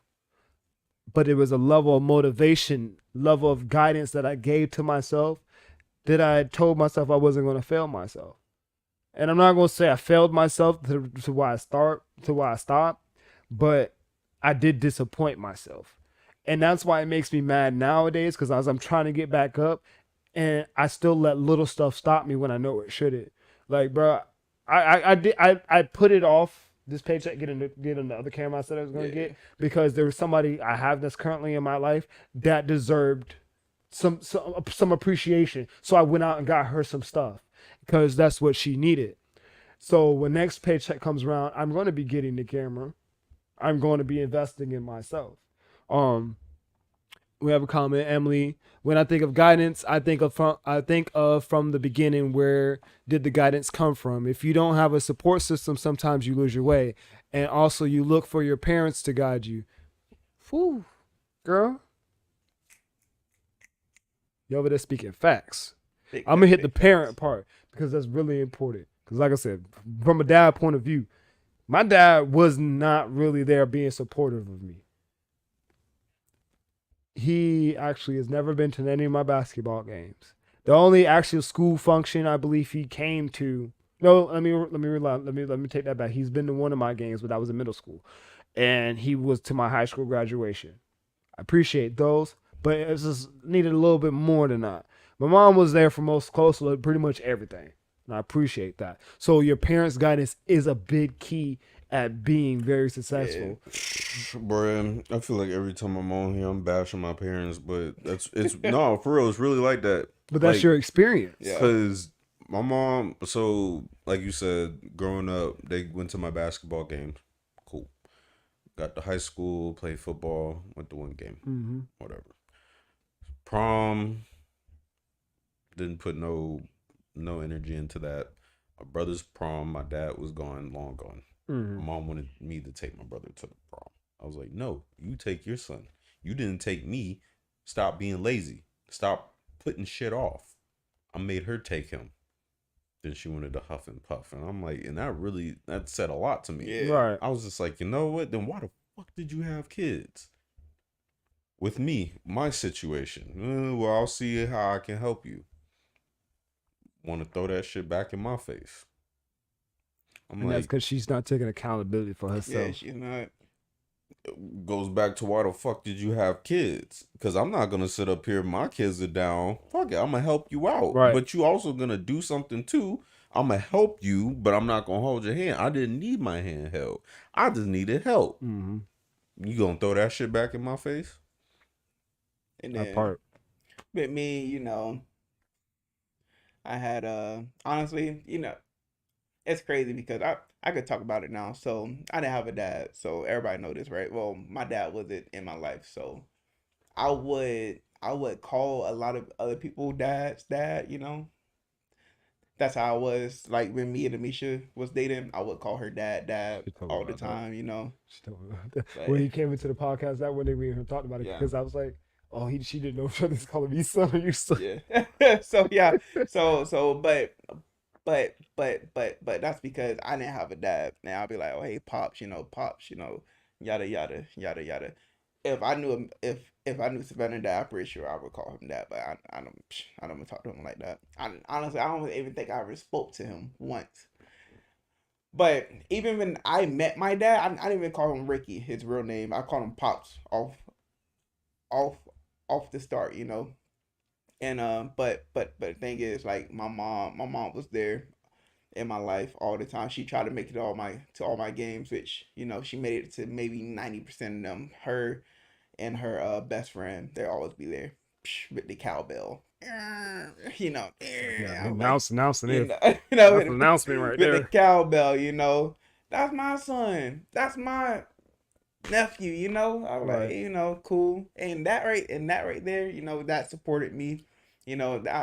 I respected my mom way more for that. When she came out, she always bring a blanket because it was cold. She even came to she came to a couple, not all of them, but to a couple of my soccer games, and that's bit support because she don't even like soccer, Right. and it be cold too. Because I was playing soccer in the cold. Yeah. Oh, yeah, I've been out to a few of them freaking games, especially for high school, because I was dating a soccer player. And Lord Jesus, the support you got to put behind them people outside, Lord, you better come bundled. I'm telling you. Bundled. to And that's practice. why I always love my mama, because yes, she didn't make it to all my away games, but if it was a home game, she was there. Oh yeah, she was there. My AAU travel ball, we may not have the money to get to it, but guess what? She found a way. Oh yeah, money too. She would always. She found a would way. Always find a way, and it's crazy because she would like. It was like maybe towards the end of my high school career, when she would be like, "All right, we could try to do this. I could try to help you out. I'm like, all right, because the more I got to it, the more I started seeing how much of a struggle it was. Now I was like, all right, Yeah, I'm gonna need therapy for mine. We got 3 comments. We're gonna get to them. Real quick, side note, can you send me that Facebook link? Yeah. Because I'm about to send it to the people of the church Yeah, and see if they'll be interested in it. But I'll put it in the group chat. oh, I had something else to say, but I kind of lost my train. Well, no, because we got to go back to Emily's. Emily's was a 2-part. Emily's was a 2-part. When I think of guidance, I think of from the beginning, where did the guidance come from? If you don't have support systems, sometimes you lose your way, which is correct. When you don't have not even say just a support system, when you don't have a structured support system. Yeah. that would cripple you. Yes, you have people coming and telling you what they think you need to do, what you should change, what you're messing up on. But if they're not stable enough in their own life, you're looking at them like, why am I even listening to you, bro? Like, or you start to listen to them and then you're sitting here wondering why stuff is not working out for you because what they're telling you didn't even work for them. I'm getting pissed off thinking about it, bro. Cause see, I tell this is hitting home for you. No, for real. Cause like I'm really not trying to. I'm just not trying to dog on them, but you know how many serious situations that I had to get myself through, and by the time my parents finally came around to clean up the mess, they was like, "Why didn't you do it this way?" Let me just say this one part, bro. If it's the truth, there ain't no reason you ain't dogging nothing. If it's the truth, it hurts. So be it. Just let it out, bro. I mean, just let it out. I mean, cause like I said, at least y'all parents came to y'all games. You know, one of them. My parents. Yeah, one of them. But they, at least one of them came, right? I had two. They didn't even show up. You're right. And that's what pisses me off. So go ahead. I was gonna say, you know, like it's crazy because I see like more often in a single family home, it's more loving than in a two parent home. Yeah. Well, not in my case because I still had one and couldn't even get that, which I understood. But then at the same time, I'm like, when it came down to like showing emotion, I'm like, why are you such a hard ass? I'm talking about my mom. I'm like, cool, you was in the army. I mean, you got to be emotionally unavailable. Right. If you wasn't emotionally unavailable when you had 3 kids. Sometimes now, because of our situation, your kid, unfortunately, me and my brother still relying on you. Not now, Right. but before, still unemotionally unavailable. I couldn't come to you sometimes. Yeah. That's why growing up, I held a lot of shit in. And it fucked me up. That shit fucked me up because I'm like, damn, I don't even know how to talk to my parents. I don't even know how to open up to my parents. A lot of times I just had to I'm still doing the same shit. Honestly, I was on that same boat until I was about like 16, 17. After that, when I noticed she started trying me with certain stuff and I used my voice. Then she realized that I was a whole different person. She started to come differently at me. Right. But now, I mean, I'm like, because when I tried to have a better relationship with my father, you know, that ship sailed and I did that for me. Now I'm in a place where it's like, okay, I didn't really have a male figure growing up, but you know what? I'm in a better place knowing now that, you know, I have role models to look up to, and there are men in higher positions that are treating their families better, and I'm like, you know what? I can look at that and I can try and model myself after that. So in a way that fills the role. Right. So first one, Mimi said some people don't even care about themselves, so they don't even attempt to care about their kids. And I don't even really know what my parents' problem was, to be honest with you. But then when I look back on it, real shit, I just want to say, why did y'all have kids? You know what I'm saying? Honestly, there's a lot of little aspects to it because honestly, one thing that comes to my mind when people want to have kids is the money aspect. They think that, you know, oh, let me have some kids and I get some income tax money, but they're never really ready for all the backlash they get because they have to take care of you for more than just that time that they get that money. You like that money is temporary. You still got the rest of the year to put that around. Y'all, because they met. If you good with it, right? They met in the military, so I'm just like, okay, well, was it for the check? I don't know. It was for that BHBS. I'm like, all right, cool, but then y'all gonna have a family? Well, actually, no. I think I was the military kid. No, my brother and I were the military kids. My first brother, he wasn't the military kid. So you have, all right, cool. You get the money from the military. All right, cool. All right, we bouncing around, whatever. When did the parent side fall? And that's what I'm trying to figure out. I'm like, all right, cool. Yeah, y'all got I had a bomb ass childhood. Cool. Right. But then why was it growing up? You got 2 young men that need, a male figure in the house. My dad just said, fuck y'all, I don't like y'all because I don't like your mom. But that's the military way. Fuck that. It's no excuse, but no, and I understand that, but fuck that, dog. Because real shit, like a decade of my life was fucked up. I didn't have nobody to go to. My mom was a hard ass. My dad didn't want shit to do with us. Then he tried to manipulate us to hang out with him. And I didn't want to be around him, bro, because the way you left was so shitty. You didn't even tell your own sons bye. And then I'm supposed to have a family of my own and try my damnedest for me to not be like you. Yep. I'm serious when I ask this, bro. I'm dead ass serious. Yeah. Do you need a hug? I'll dap you up. I was glad to say No, bro, no, dead ass, bro. Like, because that's something that's something when it falls into the fair category. Guys, they act a little too tough.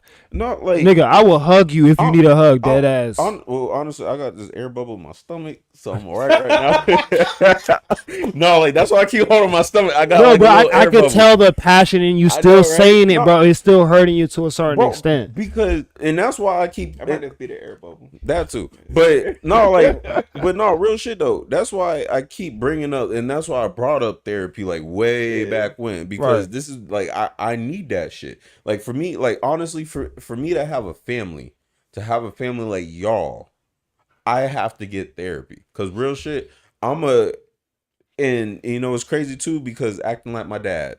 That's how my dad was treated. My grandfather treated my dad just like that. Mm-hmm. So that's how he became. My one of my bosses way back when, he said the reason why, and he's a perfect dad. Like when there's kids around, he lights up. He takes care of them as if they were his own. He said he didn't have any because he knew that the same thing I just said. And I'm like, you know what? Same. Like what I'm about to tell you after the cast, I really hate how it happened because I've been trying to be so cordial with my situation, and then just the feedback that I've been getting has been so negative, and I hate it so much because it's just like, your father wasn't there neither. Why are you doing this? Right. Why? Yeah. And it's because I know she got somebody in her ear, and it's really aggravating. But I'm not going to get into that because that situation is a lot more private. Right, that involving my kids, I'm not going to put that out like that. And I don't want nobody to have a bad image of her because she really is a great person. But it's just there's some aspects that's just influencing her too much. But yeah, that's another story for another day. Right. But so like when my dad left, and of course it affected me too because my other male figure in my life, he died. My grandfather, I was saying, he died from cancer. So my dad walked, my grandfather walked. Who you know, he's growing up. We don't really have that much of a male figure in the house. And then to be honest with you, I really didn't know how to be the best older brother.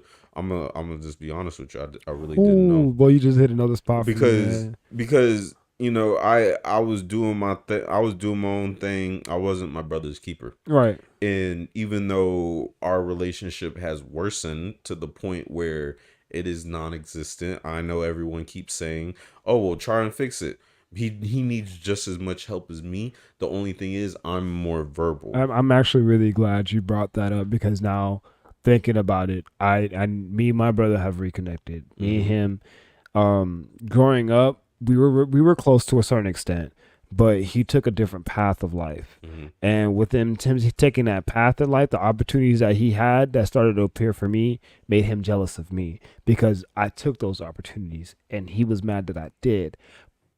Then when he started to realize that what he did was his own decision and what I did was my own, then he started to realize that he needed to be that big brother again. And he started reaching out to me, talking to me more and doing that stuff. And he has changed his life around. And the reason I'm saying I'm glad you brought it up because me and him haven't talked in a while.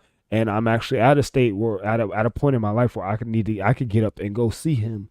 He's been talking about he's going to come down here and do this and that. But I know he got his own life going on. He's trying to get his shit straight. So with that being said, I'm going to pop up on him. So I thank you for actually bringing up the brother aspect. And then I say that in another way because too, I'm still an older brother as being the middle child to my younger sister. And it's not that I have failed her in certain ways. It's just there was certain stuff that happened in her life while I was still making up mines that I wasn't able to help make an impact so she wouldn't go down the wrong path. Right. And it kills me. It kills me because seeing how she is now, I'm sorry, I'm kind of trying not to cry. No, you good, but bro. seeing how she is now, I don't wish anybody's family member to be like this. Mm-hmm. Anybody. And it sucks because even trying to give the person the guidance, it's hard for them to accept it because all they know is that negative way. So it's just like you got to try and keep drilling it and drilling it and drilling it until they get it. But sometimes they just don't pick it up. Yeah. So you just got to wish for the best. And that's what I did too. I know no matter how I feel about my brother, at the end of the day, like what he does, I'm still where it's like, well, if I'm the only person who can treat my brother a certain way, but if someone else will, then obviously I'm still gonna be there. Right. I just think that with how my family dynamic is right now, more stuff is just perpetuating and it gets worse. Right. My mom keeps enabling him. Then I get pissed off because she's coming to me. And I'm gonna be honest with you, bro. Like right after our podcast Monday, I went home and I just went off on the both of them. And this was years of stuff that I just been bottling up. And I went off on them. Yes, I almost fought him. It almost came to blows. I was yelling at my mom. My mom was bringing up shit about, and that's when I was saying about the support. She was never cool with me driving the car. When I got a job and I was finally able to help out, she was never cool with it. She threw that back in my face. She threw back in my face the fact that I got my car repoed. So that's why I'm saying here today, family really don't mean shit to me. I'm gonna just be honest with you. And I went off because it's more the fact that I'm trying to get my life together. I don't want to be in the house with the both of y'all. I really don't. I'll be in my damn car at this point. It's more the fact that our family's so fucked up. And the only person that's gotten therapy is my mom, is because she's a veteran and she gets that shit for free. Yeah. That's the only thing. But then when I said I wanted therapy, she looked at me and she was like, "Why you want therapy? Why the fuck are you asking me why your son want therapy? You think just because we sit in this damn house, I don't go through shit?" And that's what I'm saying. The disconnect. That's why I'm so pissed. I appreciate your offer with the hug. Honestly, I'm all right. I'm like, truly, I've already dealt with this. This is really just anger that I bottled up for probably like I'm gonna keep it. What is it? We in 2022, so 2011, give or take. This is when all this shit started. So it's like when I go home and I'm like, damn, we all in the house. We just roommates. The real shit. Damn, my mom's a roommate. Damn, I'm just waiting until we move out so I can figure out where my stuff is gonna go. Yeah. Like, just so I can get out. Damn, like I contemplate, well, if we move, will I want to talk to you again? Now you see, we're still gonna talk, but real shit, I don't even look at you the same because you so quick to throw shit in my face. Right. And go ahead. No. Finish your thought. No, I was just saying, I'm not throwing the fact that you haven't had a job for how many years, and you want to throw that shit in my face that I lost my car. Right. Real shit. No, that shit really fucked me up, and I'm like, you my mom. So. But then I get home. Oh, hey, I was talking about Patrick. So what if that shit happened to me? But that's what you said to your son, right? Because if I go home and something happened to me, that's who you gotta leave. That's who's gonna have to take everything over. The leech. He gotta take everything over. You entrusting shit to me, but you saying that to me. So how the fuck am I supposed to feel? Right. That's why I need therapy. But she don't see that. Oh, she told me you haven't been through anything. Fuck you. What the fuck? I've been with you. And that's more than enough for me to want to get therapy. Real shit. Yeah, I'm still trying to get over the fact that y'all divorced when my grandfather split. So I'm sitting here like, who the fuck I cry over first? Well, damn, my grandfather died. Well, shit, my parents just divorced. What the fuck am I supposed to do? And then I'm supposed to go to school the next day. You don't want to talk to your kids. I can't even do anything nice for you for your birthday. Anything emotional. My fucking mom? My mom. I can't do nothing emotional for you? You can't show an ounce of emotion? She's built up a too too hard of a wall. And I fucking get that because of everything we went through. But it's your fucking family. It's your family. My family, bruh, and this is a long ass story. My grandma don't even fuck with us. I haven't even spoken to most of my cousins since I was little, bro. I was just on FaceTime with my other cousin like a month ago, and we trying to bring the crew back together. Trying. Keep trying. Keep trying. It really, takes someone to take that step for stuff to move. Keep trying. And it's up to the both of us. Real shit. But I carry this shit around. So then when I sit up here and I see families together, I'm like, damn. Well, I don't even like fucking going home, bro. I felt like that in high school when my dad was at the house. When you got your dad in the house, but your dad's at home, but he's not being a father in the house. Who the fuck raising these kids? He's there, but he's not present. Who the fuck raising us? Who's raising me and my brother? Because my brother and I, we don't have a relationship. Right.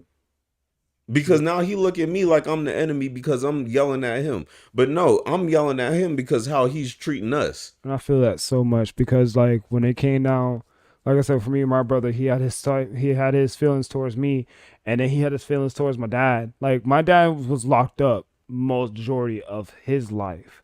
So when it came down to the point where my dad tried to step back in, my brother had no room for it.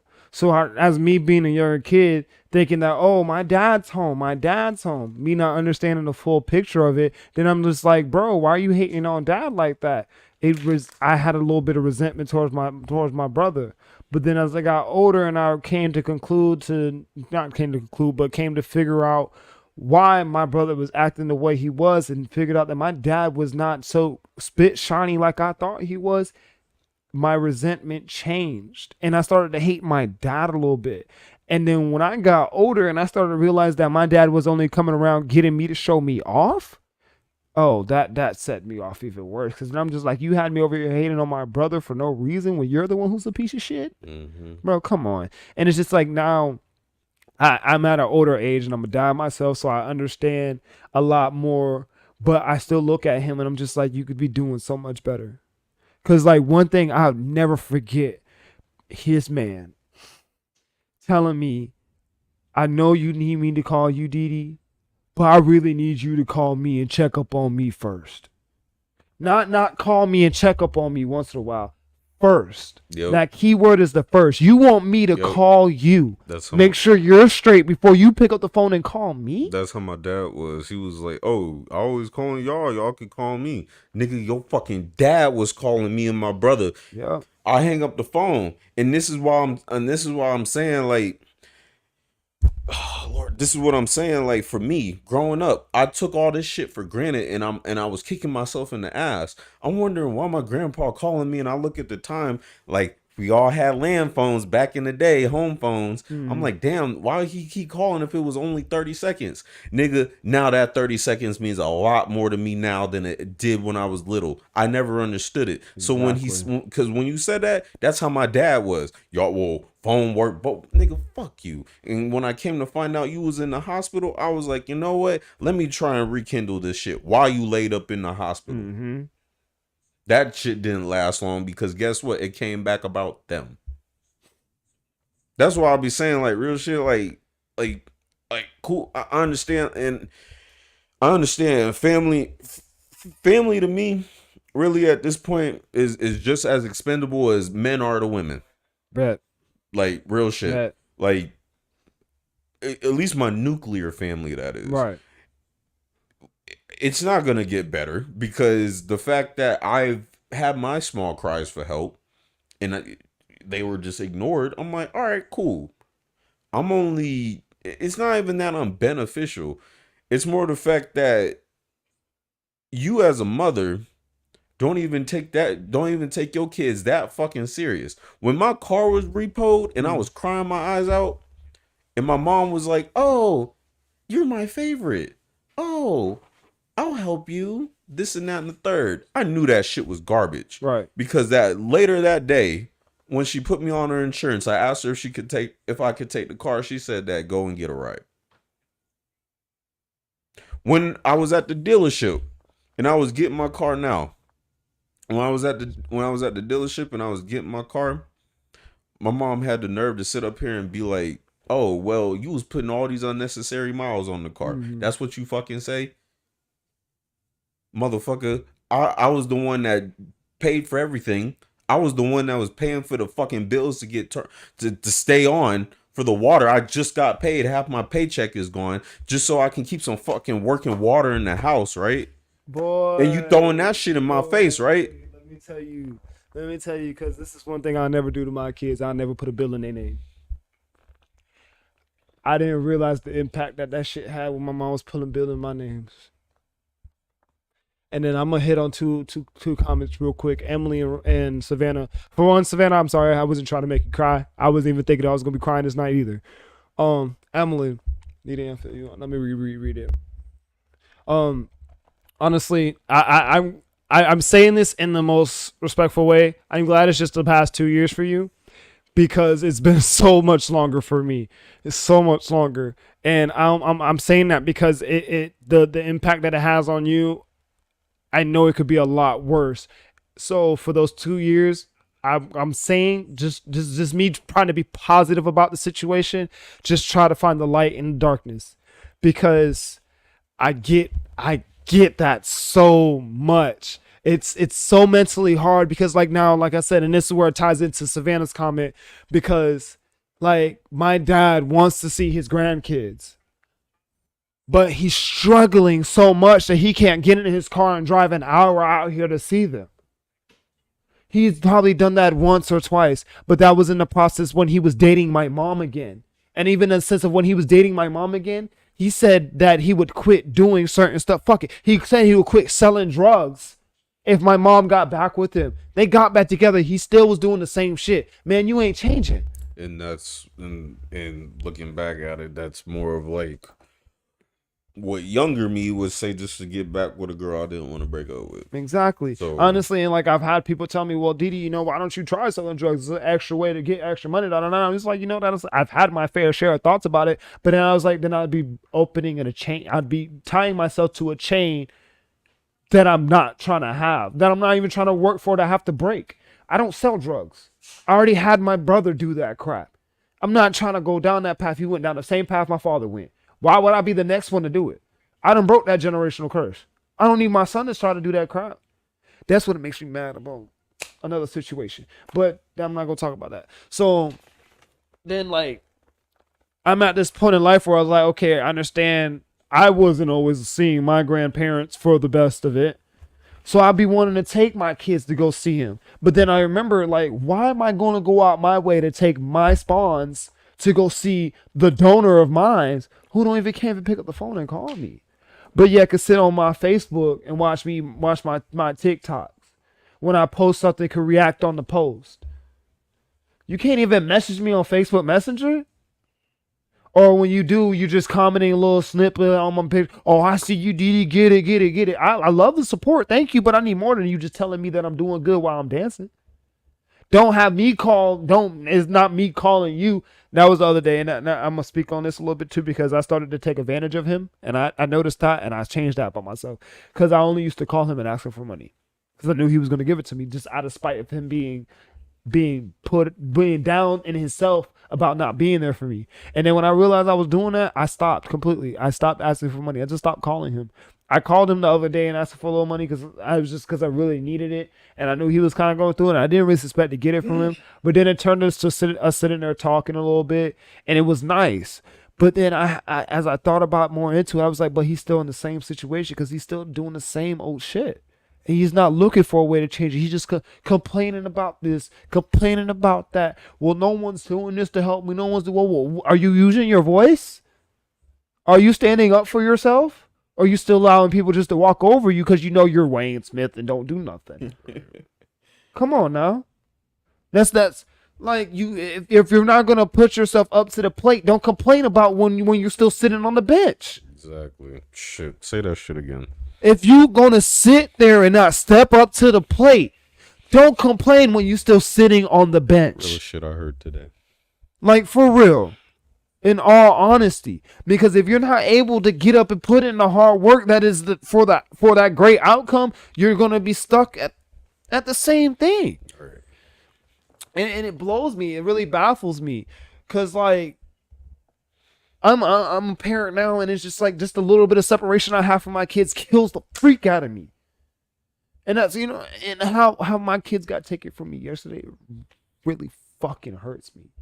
It really does. Cause I hold somebody at a level of respect, and what they did made me look at them like, dude, that's baby mama material type shit. That's something I never wanted to call you. You made me call you that. Like, really? You stooping that freaking low? Mm-hmm. Because you're mad that I'm over here trying to make sure the kids are straight and that I'm straight because I almost lost my job because of you? Like, I'm going to just say this last part and I'm going to leave this situation alone because I promised myself I'd never talk about it again on the cast. But there was a point in time I was always calling out, staying home, helping for certain reasons.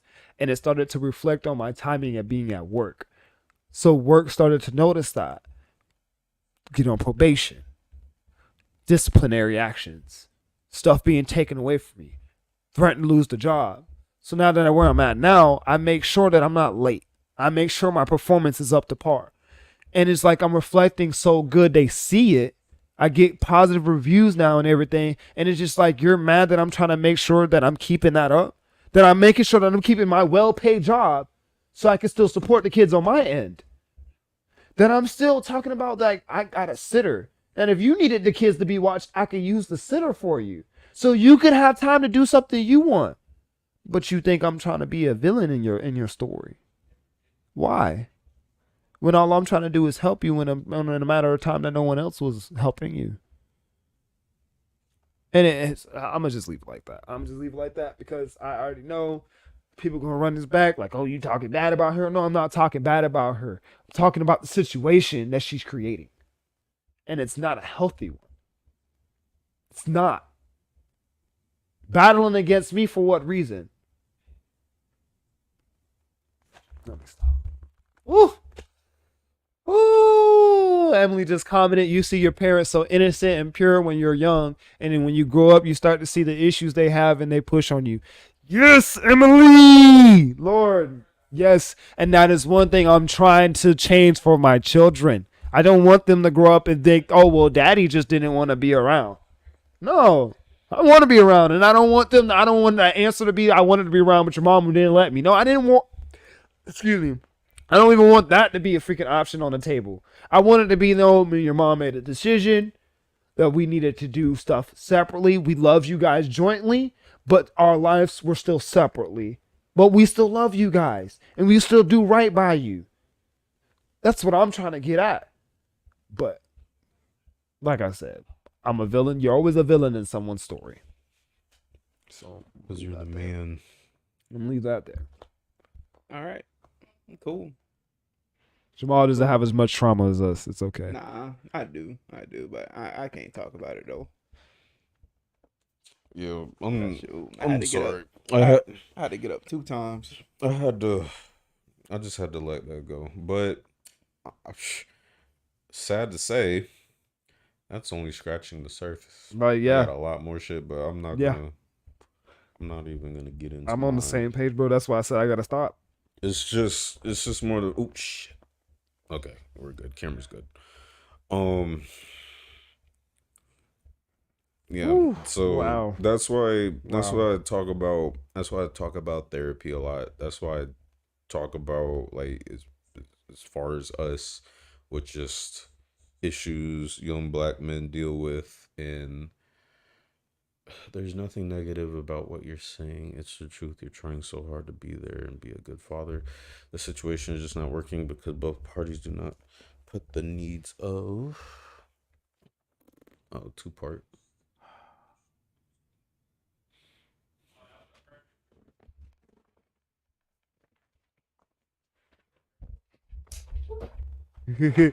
Oh shit. Oh.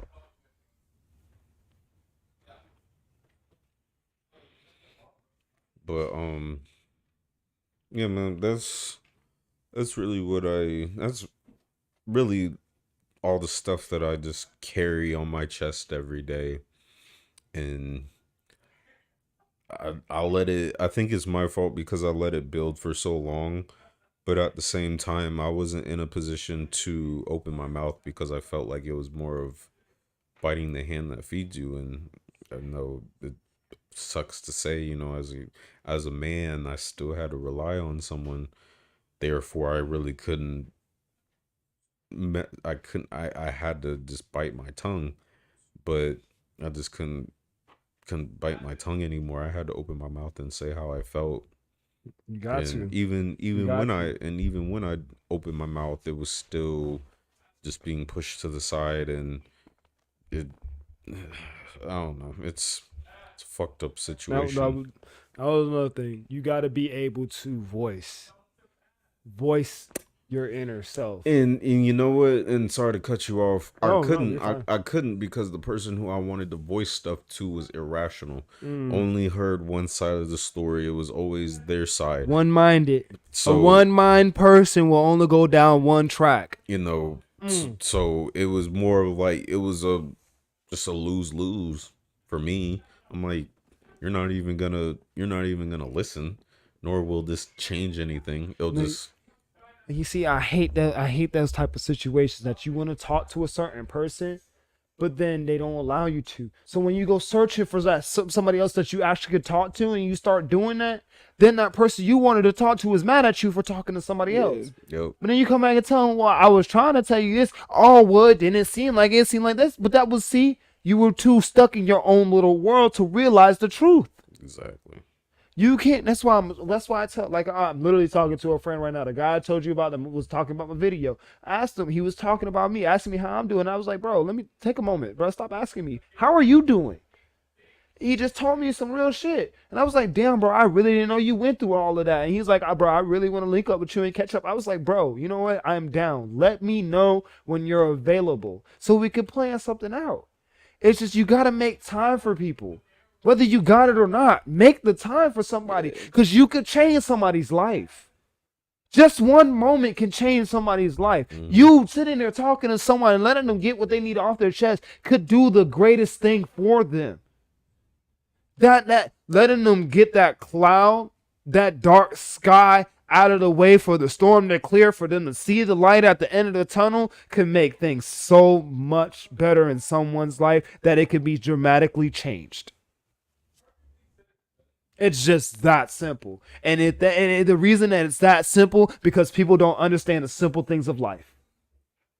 The simple things of life are the hardest things for people to grasp. And that's why so much shit falls through to the end. Because it's always the smaller things. We've learned not to appreciate the smaller things. We want the bigger stuff. We want the fame and the fortune. Yep. What happened to the 30 acres and a mule and then I'm good? Yep. That 30-second phone call that I didn't cherish. I'm telling you. Well, we gotta look. Come on, Mimi. There is nothing negative about what you're. Well, I lost it. Oh, what you're saying? It's the truth. You're trying so hard to be there and a good father, and the situation is just not working because both parties do not put the needs of. Very true. Very true. Children first, as always, I say, keep being positive and praying on it. We got a long way to go. Emily's comment, you voiced how you felt in the moment, but they will never allow their walls down to let you in. Some people are too stuck on their point of view. So, and I got to agree with Emily. She did the wall, the concrete fittings to put the wall together has hardened so much that they don't even want to try to break it down themselves. And it sucks. And I hate to tell you, because I don't want to sound cliche like other people probably have told you. You got to move on from it. But I'm not going to tell you to move on from it. I'm going to tell you to build from it. Build from it. For me to physically move on, I have to physically remove myself. That's the start. To build from it, I've taken enough notes down to know what not to do. Go ahead. Me? Yeah. Oh, no, I was just breathing. Oh, okay. I thought you was going to say something. Yeah. But, no, this is probably the second time I've fully opened up to the situation. So, but it's not, like I said, it's not gonna get better. I've done everything on my part. Mm-hmm. A lot of, if I were to go into detail, it may seem like I haven't tried, but I've been dealing with this long enough to know that it's been like this every year. As far as the family aspect goes, my brother's only going to get worse. Maybe has gotten worse. My mom is going to continue to be the enabler until something changes. Um,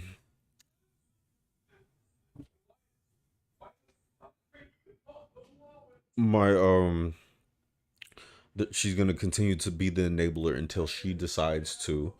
You know, I shouldn't be getting text messages from my mom about my brother's behavior when you're the parent. Correct. But Correct. because I am the responsible child, I still get shitted on, and the way she speaks to me isn't how she speaks to him.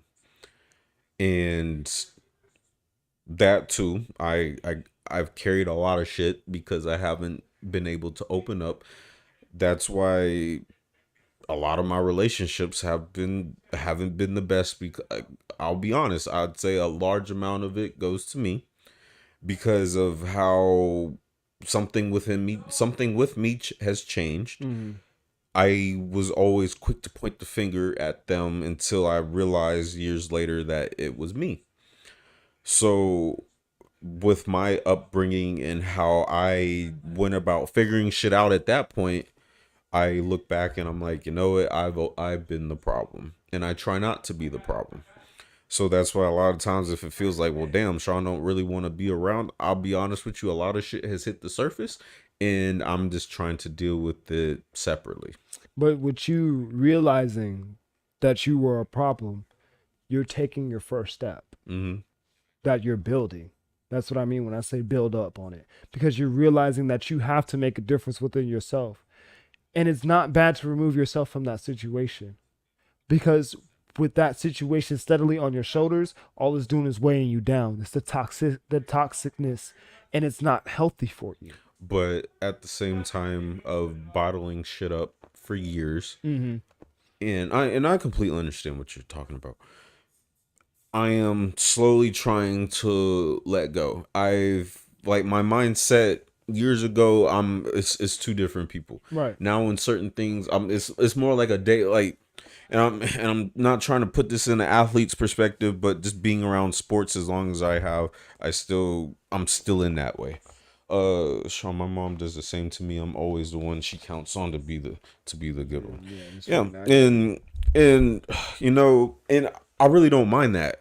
But at the same time, you have to help me out too. Right. And I'm not saying financially, help you. Words of wisdom, like just a little bit of motivation, a push here and there. Or do what you're supposed to do as a fucking parent. That's really what I'm trying to say. Right. Do what you're supposed to do. I'm 20, I'm 27. This kid's about to be 23 next month. Why the fuck does he not have his shit together? Why was it when I didn't have my shit? And fuck, here we go. Go ahead, say it. And I remember this time specifically. What was this? 20, the end of 2015, 2016. That's really when, like, I would say 2016 was the worst year of my life. My car went down. I think it was like, I don't remember, but we got rid of the car. My mom had a different Camry, but the Honda, I have like a black, I think it's like a 96 Honda Civic. Okay. Stick shift. Didn't want to teach me how to drive. I ended up being dropped out of one of my classes because I didn't have transportation. I was in school, I think one semester I didn't, like, for whatever reason, my financial aid was fucked up. My brother was in college. Whenever he needed money, he got that shit wired to him ASAP. Boop. I didn't Quick have, instant. I wasn't able to get books at the time. My mom asked me, well, what are you going to do? When I sit there and I looked at her, and again, I got enough respect for my parent for my mom to not to disrespect her. But you send my brother money on a whim, like on anything. You can't do that for me. And I know that she always judged me and looked at me differently. I want to ask you something real quick. Yeah, because I respect what you just said, that you have enough outlook to respect, not disrespect your mother. Now, have you, since you're a grown adult now, like you said, you're 27, you're a man. I get you don't want to disrespect your mother, but as a standard, as a man to yourself, you have to let her know that, yeah, I will disrespect you if need be. Monday, that happened Monday after the part. And I was gonna say I'm proud of you for doing that. Mm-hmm. Most people ain't gonna tell you that, but I am, because guess what? You let them know what you needed to. Mm-hmm. Now they know what's really been going on with you. Whether they choose not to know, whether they choose to overlook Monday or whatever, then that's their choice. But you know, remind yourself every time that you told them what was up. So if they decide to still act some type of way, I let y'all know what was going on. Y'all don't want to act right. Y'all still want to be this way. I'm going to find my own way. Bye. Right. Don't let them, because what it is, you may be upholding a level of respect for them, but bro, they're disrespecting you. And I understand, and I get that too. And I felt that way for years because she and I knew she didn't respect me or think highly of me. I'm like, because obviously the youngest is your favorite. Well, seeing as how technically I'm the middle child, I got the redheaded stepchild treatment, right? Unfairly speaking, but when going back to the story, when I didn't have transportation and I was dropped out of my class, I was asking her to teach me how to drive, and she made that a big deal. And I always thought to myself, well, you want me to get on my fucking feet. I'm still in the part where I still, unfortunately, still had to rely on you. I'm like, what you want me to do? You want me to go and just sling rock? I won't have to bother you for a ride. Yeah, you right about that. I won't have to bother you. I'll have my own money. I just won't be home. Then what? And I really think of that too. And I'm like, you know what? At a point in time, I'm like, all right, cool. You take me for granted. All right, cool. When something happened, don't call me. And it's fucked up to say that too for a mother and the son. But I've been getting shitted on for years. I just haven't said anything out of respect out of respect. But until I was like, you know what? I got home Monday. I told my mom something that my brother did. She gave me a shitty ass excuse. I came home Monday after this, and I was like, you know what? I'm tired. I saw my brother. I blacked out. My mom wanted to hop into it too. I just blacked out. No, I didn't put my hands on nobody. I didn't. It was just, by his meaning of blackout, he just said everything that was on his mind, and he had no filter. I didn't put. If I put my hands on, I really wouldn't be here. But that's what it came down to for me. So moving forward, like you said, building therapy. That's really my number one for me to just leave all that shit behind. Right. My dad, my aunt, my grandmother, they were giving me, I don't even have a relationship with them, and they just around the corner. Well, my grandmother, that is, and my aunt. See, that's the stuff I don't be getting. My dad down the interstate, and my mom's around the corner, and I don't got a good relationship with nobody. Yeah, I still talk to my mom, but my mom don't know how I feel. Right. So I'm like, well, shit. And you know what, man, it's crazy too, Loyd. We were talking last Thursday about fathers and shit, and I went home and I was like, you know what? If something happened to him, I won't get that call. If something happened to my grandmother, I won't get that call. My aunt. Honestly, and that's one thing I fear too, because like my I already know my own father's siblings don't care for him that much. So if something happened to him, don't get me wrong, I like I said all my crap about my dad earlier, I still love my father. He I still love my dad. He wasn't my father. He wasn't there like he should have been. I still love my dad. But I know at the end of the day, if this man was to pass away or some shit, I fear that no one would let me know. Oh. I won't get that. Or call. they wouldn't try to give him a proper burial or anything like that. They wouldn't kill for him. Yep. And then I also think about it, how my mom would react, because if I'm correct, my mom's still his power of attorney. Mm-hmm. And I've honestly glad I actually brought that up, because I need to talk to them both about they need to make me their power of attorneys, because I don't know how my brother feels about my dad anymore. I know how he feels about my mom, and that situation falls into my grandmother, because once my grandmother passed away, Lord Jesus, he went off the rails again. Right. And then my sister at a point in time, she was coming back. I'm not even gonna bring that one up, because that's still in the works. But I fear that they're still gonna do him wrong. And it hurts me, because I'm just like, I'm at a level where I want to be there and I want to care so much, but I've put energy into him already at a certain point in my life, and it was just like what I thought I was going to get out of it, I didn't. And it's just like, I don't want to sit here and hear your crap anymore, but I love you and I want to be there for you, but you make it that much harder, so I keep my distance. And that's what we keep talking about, father-sons relationships on here, and that's why we really just press that, because I mean the amount of shit that we've been through. And honestly, like honest, for real talk, Mimi has made me realize even more of the soft spot I have for my own son, because of my own trauma. Mm-hmm. And I had to apologize to her, because I was being hard on her son, but not hard on my own. And when she told me that, after, I know she didn't realize this part, but I sat there and I thought about it for quite some time, and I was wrong. I was dead ass wrong. I was letting my son slide with shit, but jumping the case on hers. It's wrong. It's wrong. I was going by it like, oh, bro, you need to respect your mom. Why aren't you respecting your mom? But I'm letting my son sit here and disrespect me. No, I can't let that happen. Mm-hmm. I can't sit here and let him sit here and beat up on his sister. I mean, don't get me wrong, I get on him, but I wasn't getting on him. Like I said, I wasn't getting on him like I was getting on her son. So I brought my level back down. Mm-hmm.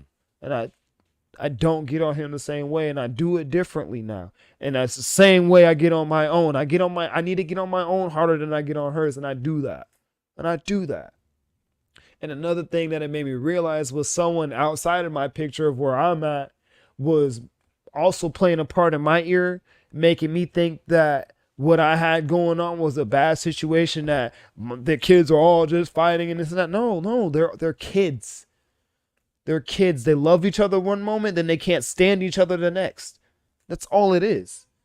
Don't try to implant your negative thoughts onto me, because you don't know what the freak to do with yourself, because you're so stuck in your own house. Because you're not living a lavish life because of the person you chose. You make a decision, make sure you can live with it. You play them cards, got to deal with it. And I sing it because I played a song for Mimi the other day, and that was the verse. Exactly, bro. It makes you sit there and think. When you make a decision, make sure you can live with it. Because if you play them cards, you got to deal with it. People not thinking two steps ahead. They're really not thinking repercussions of what they do. They just do it in the moment that seems right. Oh, okay, I'll just go ahead and do it. And, and I learned earlier on years ago that your circle, whatever the decisions that they do, it affects everybody. And at first they didn't understand, but then I'm like, well, look what happened. Now everybody's in an uproar because of what you did. But I gotta hear this. Talk like for a good 30 minutes. I think about it and still do it. So I think about every backlash I'm gonna get. I'll be like, I don't really care. I could just tell you that the decisions I've been making the past few months, from December to now, I can say I could deal with it. Because one of the decisions that I made, probably one of the best ones I probably have. Because I'm sorry, like I said, I've been very happy these past few months. Been very happy. And I'm not going to say I wasn't happy at a point in time beforehand, but the happiness that I'm feeling now, the support that I get now, the motivation I get now, I'm sorry, it can't compare to what I was getting then. Right. It really can't. And I don't mean to No, you're good. My thought was done. I don't mean to bring down the mood, but for me to live, I got to get over this. You got to. That's got really to. for me to. Because I'm just at this little point. Mhm. Because once you learn to live and be happy within yourself, everything that's been blocking your view of your blessings, now you're gonna be like, wait, this is happening? Yep. Oh my God, I couldn't like notice I could have had this. Exactly, like a new life. No, I know, and I've been thinking about it, but this has been something I've obviously carried with for a little bit over a decade. Mm-hmm. So it's gonna take a very long time for me to undo like all of this and move on from a lot of it, and to quell my anger and this. That's really it. But I know you probably wanted to say something because you did. Okay. Well, with that being said, because it has been a very long time, why don't you just take a little time and move your mouse over to the left, maybe the right, hit that like button, subscribe, share, because you know it's your favorite podcast. Turn on them post notice. I'm telling you, ring a ding ding. It's been 2 hours already. 2 hours. Hey man, I've been telling you this is the therapeutic pod. That may be the name right there. The therapeutic pod. Sometimes we got the slump pod. We got the pizza pod. We the multiple pod. Come on, jack of all trades. But yeah, damn, didn't mean to pull on heartstrings. Your boy was just angry. Like, dog, I've been holding on to this shit for a hot minute. We see. I mean, it. I wasn't trying to talk about it today, but it just so happened to come up on topic. So I wasn't trying to talk about it at all. yeah, we all know you was Mr. Emotionally Unavailable. Mm-hmm. I like to keep it that way. Savannah again. Salvation Army. Was it like the back of a truck where they be having watermelons and shit? Yeah, all right. Anyways, we going in it right there. Yeah. Anybody? Well, I guess we're. I guess. Well, I want to let's give it a. Got 9 minutes for because free free reign. I gotta hit this because I already know 3 of these views. It's from these people in here. Hold up. I'm gonna say this again. I want to know who else is in the views, bro. Like just send a dot in the comment section. Send a dot. So the viewer thing fluctuates. Yeah. So there's actually more people. Yeah, there's more people. Oh. So, yeah. Well, if you're hearing this right now, just send a dot. Just a dot. Yeah, there's a period. Hit send. I just want feedback. Nigga, I didn't want to know. really? I didn't want to know. No. Nah, so that's not me. Well, so the views from YouTube only goes up when somebody types. If they interact. So they actually got a comment. So I make 4 now. That's why I went up. Oh. What the fuck? Yeah. So because it's a YouTube thing. Used to be in the back of the days because people would view bot, but if they don't chat, it won't go up. But back in the days, a lot of people have a lot of view bots, and okay, so y'all hear me? Y'all hear the man? Just in a dot. And then dot. And then the other views that you see comes from either Twitch, Facebook. I think the internal troll. So yeah, Twitch, Facebook. My thing with Facebook, we'll get like so many every so often. Yeah, so Facebook is it's a hit or miss because you get people who just like scroll like, okay, all right, they're talking about something cool, all right, dinner, Yeah. So, I will say this though, this was a good ass podcast. I agree, Emily. And my boy got a lot of more stuff off your chest. I know you feel a bit better. I'm gonna be, it's crazy too. After I went off Monday, I sat in my room. I was still shaking, but I felt better. And it's sad it had, and I was like, damn, we all used to, get on my dad about yelling, but I'm like, damn, I did the same thing. But I was like, you know what? I feel like that was the only time that people want to hear necessary. me. Yo, can y'all two send a dot two real quick? I gotta do it from here. Hopefully I can do it from my phone. I was like, I just felt like that was the only time that folks ever heard me, or unfortunately, that's what it took for my voice to be heard. Now, did I have a lot of backlash and repercussions? Of course. Like I knew that, and genuinely, I felt bad that I had to act that way, and nothing. My day would have been the same if I didn't act out, but at that point, it had to be said. I had to make y'all mod. That's the best way to do it. Let me see something. All right, yeah. Excuse me. So, I'm going back a little bit. I'm actually going back to a question that Savannah asked.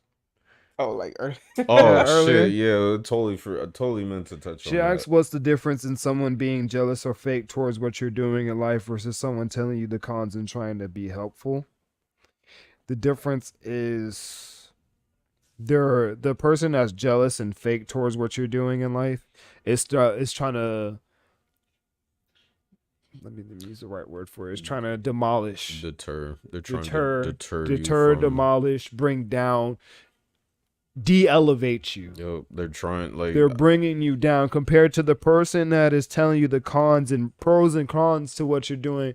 They're trying to open your mindset, let you see that light, and uplift you so that you can do better. Even though you may have failed in a certain point, they're going to tell you, like, well, that's okay. You just do this and this and that should be better. The person that's jealous is always going to try to bring you down into their level because they're not succeeding like you are. But that person that's telling you about your failures and how to do better, they're trying to make sure that you learn from your mistakes and that you uplift yourself and learn to keep moving forward.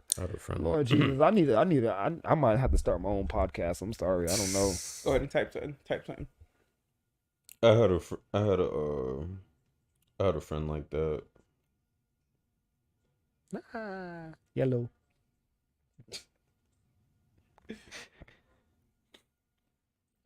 Hey, you're now a moderator for this channel. This creator trusts you to help them build a positive, safe community. Now you can delete inappropriate messages. Put it in a participant. I'm sorry. I'm killing my own self. Oh, so when they say mods, ban that nigga. Oh shit. When they say, "Hey yo mods," oh, I'm a mod now. Oh, word. Ooh, man, y'all stupid. Hey yo mod, ban that nigga. So, say less. You gotta be on you gotta be on the computer to do it though. Fuck them. Can't do it on your phone. Yeah, I'm reading the helpful YouTube help part. I was trying to know about it. For real, shit. Oh no! On mobile, tap a message and they go to channel. So folks that come up here get what they getting 300. You can hide them for your mobile too. They getting 300. That's why I put 300 in the chat. Hey yo mod 300. Yep. 300 seconds. Yep. Hey, 300. 300. Cause that's where how long it exactly. Dudes in chat. 300 that nigga. 300. One click. I'll be like, I like that. Yeah. I like that. 300 that motherfucker. Oh, you trying to slide in the wrong way? 300. 300. 300. See, we don't gotta say no 300. They're gonna be like, what are you talking about? 300. 300. Should have been a regular. Should have been an OG. You would have known. Right? Started from the bottom. Now we're here. Nah, for real though, we gotta start doing like quizzes and stuff like from old day, like yeah, test some knowledge. But we gotta, gotta do something. Hold on, let me see something. I'm trying to go to the page. Right here. There we go. Where's it at? I should have had a wristband. Can't get in for the free. Can't get it for free. Should have had a wristband. Should have had a wristband. Oh, I don't know you. Should have had a wristband. We did a stream 2 months ago, episode 10. Who was our special guest? Ooh, shit. One special guest? It was one person? It was one. Ooh, Episode 10. Was it? Oh, was it? Oh, was it? It was. No, I'm not. Let's see. Oh, you want no nasty? Let me see. Yeah. I want to see someone in the comment section gonna get it. Man, all they gonna do is go to video and just. Hey, if they go to video, then we already know they're lying. I know who it was. I had to think about it. I literally had to go back and think. Was it? I'm not gonna say, but I think. Yeah, you got it right. It was. My fucking. It was. Episode 10. Episode 10. It was 2 Who months was it? ago. We had a special guest. Look, the first person that comments the right answer, I'll rub your toes. My toes are crossed. I'm about to. I can't even cross my toes in my. I cross my toes in any shoe I'm wearing. Matter of fact, look. No, you. Not as not as You think they going back and look back at it? Ooh, what, that girl who though? What's her name? That girl who? That girl what's her who? name? You're getting warmer. You're looking like your toes want to be rubbed. Relax. Yo, we gonna take her we gonna take her information out the description on the. I did. Did I not? Is it still in there? Hold Bruh. up. Cause Wait. you did. It Cause shouldn't be up there no more. last time I looked, it was still in there. I was like, bro. Yep. That means she got it. We have a look. Actually, we have a. It shouldn't be. That in there both no of more. them got it. Yeah, it's not been in there no more. Oh, okay. Cause last time. I'm not rubbing your No, toes. Emily, I'm nigga. sorry. At the bottom. Bro, I thought I deleted it. It just went to the bottom. Yeah. Played yourself. Bro, I swear I deleted it. Because I remember going there because I had to redo it. Then redo it again because I was trying to take the pictures out.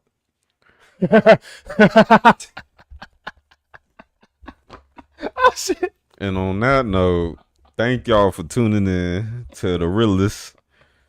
And the illest. Oh, that's okay, Emily, because she finna get the meanest toe rub in the because she know what these hands can do. That nigga about to suck some toes. I don't suck toes. I lick pussy. Let's get that straight. Suck some toes Let's tonight. get that straight.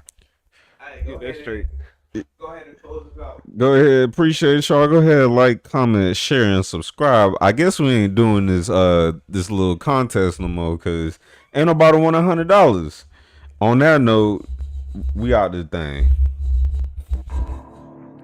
Let me hold $20 $100 there.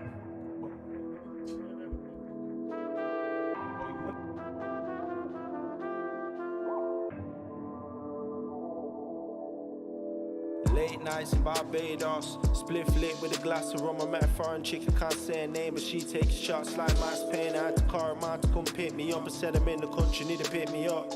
Hit the hood, we in the bush now. Told him take me to the plug now. I need lots of weed, I caught the tree. Rolling, watch twist my locks of me. Hotel on the beachfront, had to roll me up a mean blunt. I don't smoke blunts, but I will tonight. So I been writing my will tonight. Stay, I bet that she will tonight. Wood fires on a bed of sand. Micey told me that he soon land. Supposed to link, but we never did. Had an accident, so I pray he lived. Nigga pulled fruit to go and raise a kid. Friend died, it was mad to me. I didn't know the kid, but shit sad to me. Stars painted on the night sky. It's only while I bust a dry cry. Shooting star, I'm on the beach with a superstar. Kissing under a palm tree, I'm super hard. Shit's whilst I drew the car. I reached heights, I slew the shard. Now I'm supercharged. I'm on the beach getting supercharged. Don't do it if you ain't gonna do it large. Pecked inches, you do massage, and now I'm laid here. Thinking to get land when I made here. And if you survive my loving, we can go away sometime. So a place go home, place go home, to a place go home, place go home. Hit the water, now I'm wet. Think I'm gonna hit your fat. Spend some money off a bet. Accumulate, got me set. So much that I could do next. This was all mine to me, this was a different reality. Lucky I got me some family out here. Back to the ground and connected, they know I'm respected. Find me a girl I can test with. Find me a girl I can flesh with. I'm not the one to play chess with, cause I don't play games. Feel the rum in my veins, dividing the pain, and numbing it like I'm fighting in a cage. Intoxicated, spilling ink on the page. I wish I was here, my mains. I wish I was here, my mains. loving. We can